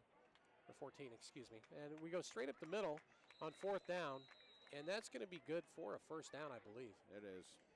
Good job by the Pioneers. Number 49, Cole Bishop on the quarterback keeper. There you go, Cole. That's the way to do it. And you got Zane Hayes in. We're at 4.5 and clicking. We got 4 minutes and 35 seconds left. We lost the score thing on the TV again, Craig. I don't know if you can hear me. So we're up 42-13. Yeah, 40. There it is. Thank you. It's just like I Dream of Jeannie. Yeah, right? It pops right up. So Cole twins to the right and motion to the left. Back to the right. Handoff up the middle again. He's getting a lot of work. It's just basically kind of working the clock. We can finally say 3 yards in a cloud of grass, right? Right. Or mud in this case. Yeah, exactly. Working the clock here, saving a lot of the starters now. So this was strange. On Wednesday, they had to forfeit, or they had to delay the game because of how much rain. Yeah, up here. Yeah, Phoenix folks are around the country. We've had the wettest October in history. Yeah, we're not used to this kind of rain. Plus inches, or I don't know, Yeah, or 8 inches or something like that. Ridiculous. So 3:35 and counting. Pinnacle with a 2nd and 7, having a nice little drive. These guys are, getting some experience. It's perfect. That flag. False start. False start against the Pioneers, and that's kind of typical of a. You know, some of these guys coming in, they get a little edgy. They're getting into play for the first time today. Yeah, so. They're excited, as they should be. You know what? Every single kid on that sideline, I don't care if you're a starter or you're a kid that comes in at the end or you don't play at all. Every one of them is important to the team. Absolutely. Every single kid. Well, it's just all the dedication and everything else. It's a brotherhood. It's exactly what it is. So Cole Bishop coming under center. Just at about 3 minutes left. On a 2nd and 14 fumble. And Boulder Creek might have gotten this one. Yeah, ball's bouncing around down there. No, number 55 came up with it. Yeah, Boulder, they did. Boulder Creek, Boulder Creek recovers. So 3rd turnover on the night for the Pioneers. And you know what, though? Good experience for the kids to get in there. Right. See what happens. And we're going to see who's coming out here. Number 54, I see, is Austin Lassiter's coming out. Cameron Tardio, number 6. Yep. The other corner down there. 84 is in. That's actually Franklin again. Number 32, Lance Mora. Yep, linebacker. Jackson Kelly, your left defensive end. They're keeping, they got Crawford and Zupke in still at safety. Number 6. Sean Borkowski, 37, in there at middle linebacker. Yep. And they still have, Boulder Creek still has their starters in. So 2 minutes, 49 seconds left in the ball game. Gunther Johnson to the right. I wouldn't be surprised if they try to go deep to Gunther right here. So quarterback goes to his left. He's going to throw a quick out. It's complete. Good job by Tardio to come up and make the hit. Good for maybe 6 or 7 yards.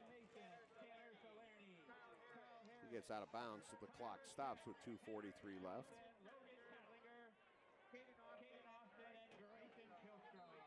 Down to 2:43 and counting.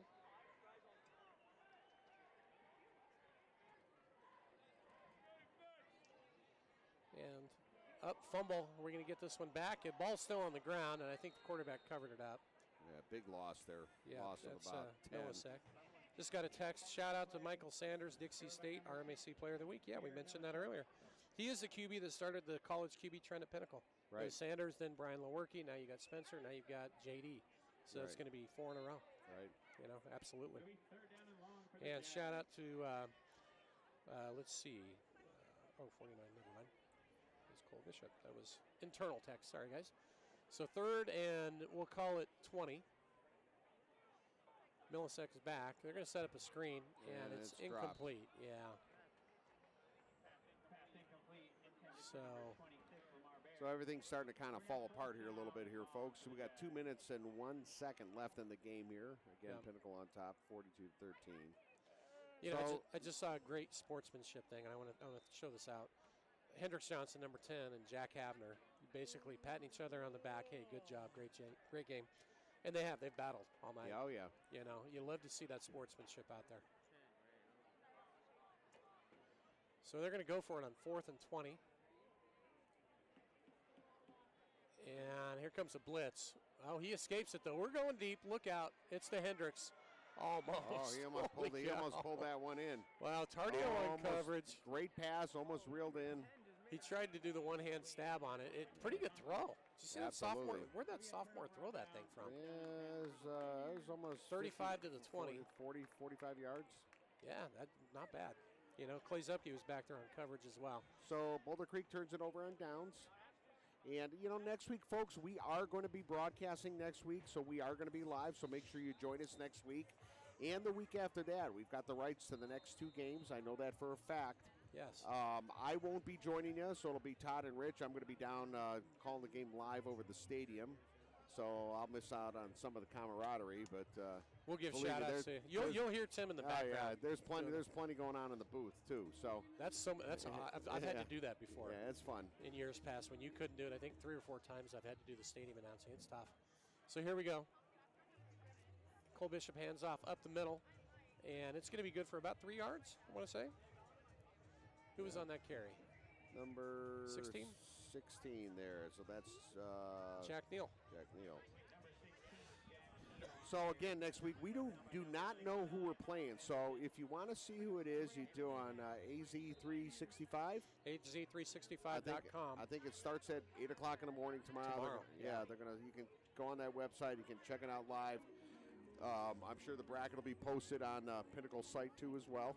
Well, the big question is Boulder Creek, Hamilton, or Desert Ridge going to get in? They're not. All 3 of them are not. Yeah. Somebody's going to be left out in the cold. I hope it's Boulder Creek. I really do. And handoff up the middle again. Nice run. Good-looking run. That looks like it's number 14, Morales. Yeah. Morales, he's got some quicks. Another flag on the play in the backfield. They never run out of running backs. No. It just blows my mind. Yeah. It's crazy. How many running backs can you have? So again, folks, Pinnacle's going to get 2 home games, so we will be at home the next 2 weeks because we should, whoever we get, should win next week, right. and then it starts getting a little bit tougher and tougher depending on how the cards fall. Well, this one's on Pinnacle, so it's going to move us back. Hey Tim, what is the ETA of when we will see that schedule? Usually it's sometime between 8 and 10 in the morning that it comes out. You know. They meet. Are they going to meet at Desert Ridge? Sometimes they do. Sometimes it's in the East Valley. You never know. I'm not exactly sure. AZ365 will tell you kind of where all that's going on. And I actually believe if you go on that site, they broadcast it live. I think we're in the victory formation here, guys. We are. Yeah. Cole Bishop's going to take a knee. And that's going to pretty much, we got 56 seconds and counting. They may have to take one more. But that's pretty much going to cover it. So for the Pioneers had a phenomenal regular season, 1 loss on the year, and that was to Jay Serra out in California on a game that I think we should have won. Easily could have, yeah. Absolutely. Easily. Guys, I'm going to see if I can get Coach Zupke at the end of the game. He needs to talk to the team, and I'll grab his attention. Okay. Victory formation again. So, good, clean game, you know. It is. We saw some fireworks. You know, the kids, I think, respect each other. There's no bad blood between these 2 programs. So, folks, the Pinnacle Football and the Pioneer Football Club would like to personally thank all the dedicated sponsors for their generous support in helping the Pinnacle Football student-athletes reach their goals on and off the field. Please make sure you stop in and visit our sponsors during your day-to-day routine and thank them for supporting the program and our kids. So, again, great game here tonight. You know, Pioneers, 1 loss on the year. To Jay Serra out in California, and we were privileged to be able to go out there and call that game. It was a lot of fun. It was. It was a heck of a trip, actually. Yeah. So, you know, and a treat for us because, you know, Phoenix is so big. We don't have to travel for games. We don't go to Tucson. No, especially because of the division we're in. No, yeah, the biggest one. I mean, it doesn't get any bigger. You don't travel.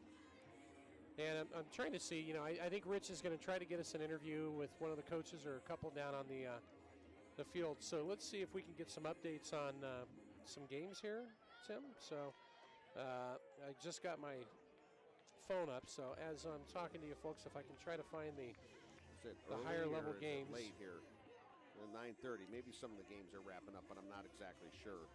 Right, if they're final 4th quarter. So okay, now we're getting to where we need to be with Horizon beat Desert Mountain 34-16. That was kind of expected. Yeah, you know what? They had a pretty decent team.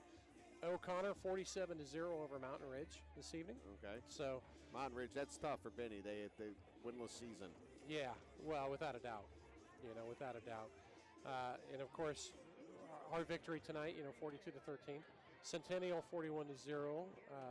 trying to find the Chandler game and some of those East Valley games because it really does have an impact on who we may play next week. You can sort that by 6A, but probably. Okay, so Highland, wow, 51-0, Highland over Desert Ridge. Wow. So Highland, that's not going to change that order. Highland's going to still be, where were they? I think they were number 4. They're not going anywhere. So you got to see what Liberty does. That's the big one. If Liberty wins, then they're going to probably Chaparral. Right. They're going to maintain the number 3. Let's see if we can find an updated score on Liberty as we're out there. Desert Vista beat Queen Creek 35-28. So that can change. They stay at 5 now. Desert Vista will stay at 5. I think we're going to second round game after if we need to win our first round, but I think we're looking at Mountain Point again. I really do. Let's see, Mojave, Cactus Shadows. My gosh, how many high schools are in this state? This is ridiculous. Let's see, Skyline 25-0 over Mesa. I'm trying to get all the 6A scores here, guys. Perry barely got by Basha, 40-34. That's a surprise. Liberty 51, Chaparral 21. So yes, it's not going to move at all. Right now, Chandler's 1, we're 2, Liberty's 3, Highlands 4, Desert Vista's 5, Perry is 6, and Mountain Point is at 7. So if Mountain Point won tonight, we'll go in as the 2 seed, which means we start with the 15 seed. Right. And then we would probably play the 7 seed, which is going to be Mountain Point. And if we get through that, we would end up with, I want to say, the winner of the 3 and the 6 seed, which would be Liberty Perry. Wow. So if we get past Mountain Point, a lot of rematches. It'll be, the playoffs will be rematches. Unless something crazy happens that like Mountain Point lost, which I didn't see their score, but I can't imagine they did. They had a pretty easy game. So first round will be somebody new, unless it's Boulder Creek. It could be Boulder Creek, truthfully. And then from there, it's going to be most likely Mountain Point, and then most likely the winner of Perry and Liberty. And then Chandler, I don't see anybody giving Chandler a hard time on the other side. I just don't. So it'll be interesting. Richie, you down there? You trying to track down some coaches? I am. So the team just broke up there, but looks coaches are running around trying to pack up really quick. I'll grab his attention here as soon as the players walk through. Yeah, everything kind of fell. I was hoping that there'd be a little shakeup, but really, I mean, you got to beat the good teams. It doesn't matter when you get to the playoffs. You got to run through all of them anyway. But it'll be some familiar foes. And don't forget, the first time we beat Mountain Point, it was JD. Remember? Exactly. Spencer went down, and JD came in and did a great job. And we lost Matty Goodlow at halftime in that game too. So what are we looking for? That Liberty score, huh? No, we've already got that. They won 51-21. Mountain Point. They played they're playing Corona del Sol. I'd be absolutely shocked if Mountain Point lost that game. It would shake things up if they did, but I don't see it happening. And the big question is, the lower levels, because Boulder Creek, again, they came in at number 16 into tonight's game. Desert Ridge came in at 15. They both lost. Okay, Hamilton came in at 17. They're almost certain to lose against Chandler. So those 3 teams, Desert Ridge, Boulder Creek, and Hamilton. Well, this is interesting. The last update I've got was 14-14 in the third. Holy cow. That would be a big shakeup if Mountain Point goes down. If they do, it would possibly be Brophy or Red Mountain that we'd run into. So we'll see. We've got, I think Rich is in line with. Yeah, to try to interview Dana. Yeah, they got the QB1 guys down there on him. Oh, they're trying to get a mic out of him, I think. This year's been interesting for the coaches, Dana included, with all this celebrity in the press. And hey guys, I'm here with Coach Subke. Coach, great end to the regular season on this. We're looking forward to the playoffs. How the boys play tonight? Well, I asked them before the game, make this your best game to date. That's what I want every week, in preparation for the playoffs. And I don't know if it was our best game, but it was a really good effort. I'm really pleased with what I saw. That's a good team. That team put points on everybody in our region, gave everybody a tough game in our region except for us, and I think that shows a lot about the effort that we put on the field tonight. Well, awesome. The guys have a couple of questions. Well, I'm just thinking, who do you foresee in the first round, and even the second or the third? Do you got any kind of predictions? They're asking you to make a prediction of who we're going to see in the first round, maybe second and third. You know, I don't have. I got Coach. You should get Coach Crawford over here because he's got a little chart on who we're going to see. Last week, I think he had us with Westview in the first round. There's honestly a chance that these guys could show up again in the first round. We'll stay at 2 most likely. Yeah. Right. You know, they were sitting right at 16, so you just don't know. I don't know. Well, one more question, guys. I know he's got to go. Battle of the trenches. Have him comment on both sides of the ball. Battle of the trenches tonight on the inside. The question is, can you comment on the battle of the trenches on both sides? I think that was the thing I was most pleased with. I think we really dominated. They've been very tough and stingy on the run, and they've ran the ball pretty effectively. And I thought we stopped the run very well, and we absolutely, man, what a great night on the ground. And that's exactly what we need to be able to do. It keeps us balanced and makes us very tough to defend. Tell them one more thing, Rich. Very impressed with Kenji Rowland tonight. They just wanted to say really had a lot of fun watching and impressed with Kenji Rowland tonight. A lot of fun. Kenji was a beast. You know, he's been our starter for what now, 4 games? Yeah. And he's gotten better every single game. Yep. I think we're going to see even better Kenji next week. So I'm real proud of his effort and the way he's stepping up. You know, he's kind of a cornerback playing running back and kind of have to go back to his youth days. So I'm just so proud of him. And like I said, he just gets better week in and week out. Coach, thanks a lot. Looking forward to the playoffs. See you next week. All right. Back to you guys. Good interview, Rich. All righty, folks. Well, that's going to be a wrap here from Boulder Creek High School out in Anthem. And I just want to say goodnight for myself, Tim Storrs, Todd Dixon, and Rich Piper. And we will see you, or you will hear us next week and the week after that, hopefully, live from Pinnacle High School. So make sure you just check the website and check it out. It'll be 7 o'clock game time, and see you in 7. Sounds good. Thanks, folks. Tuning in.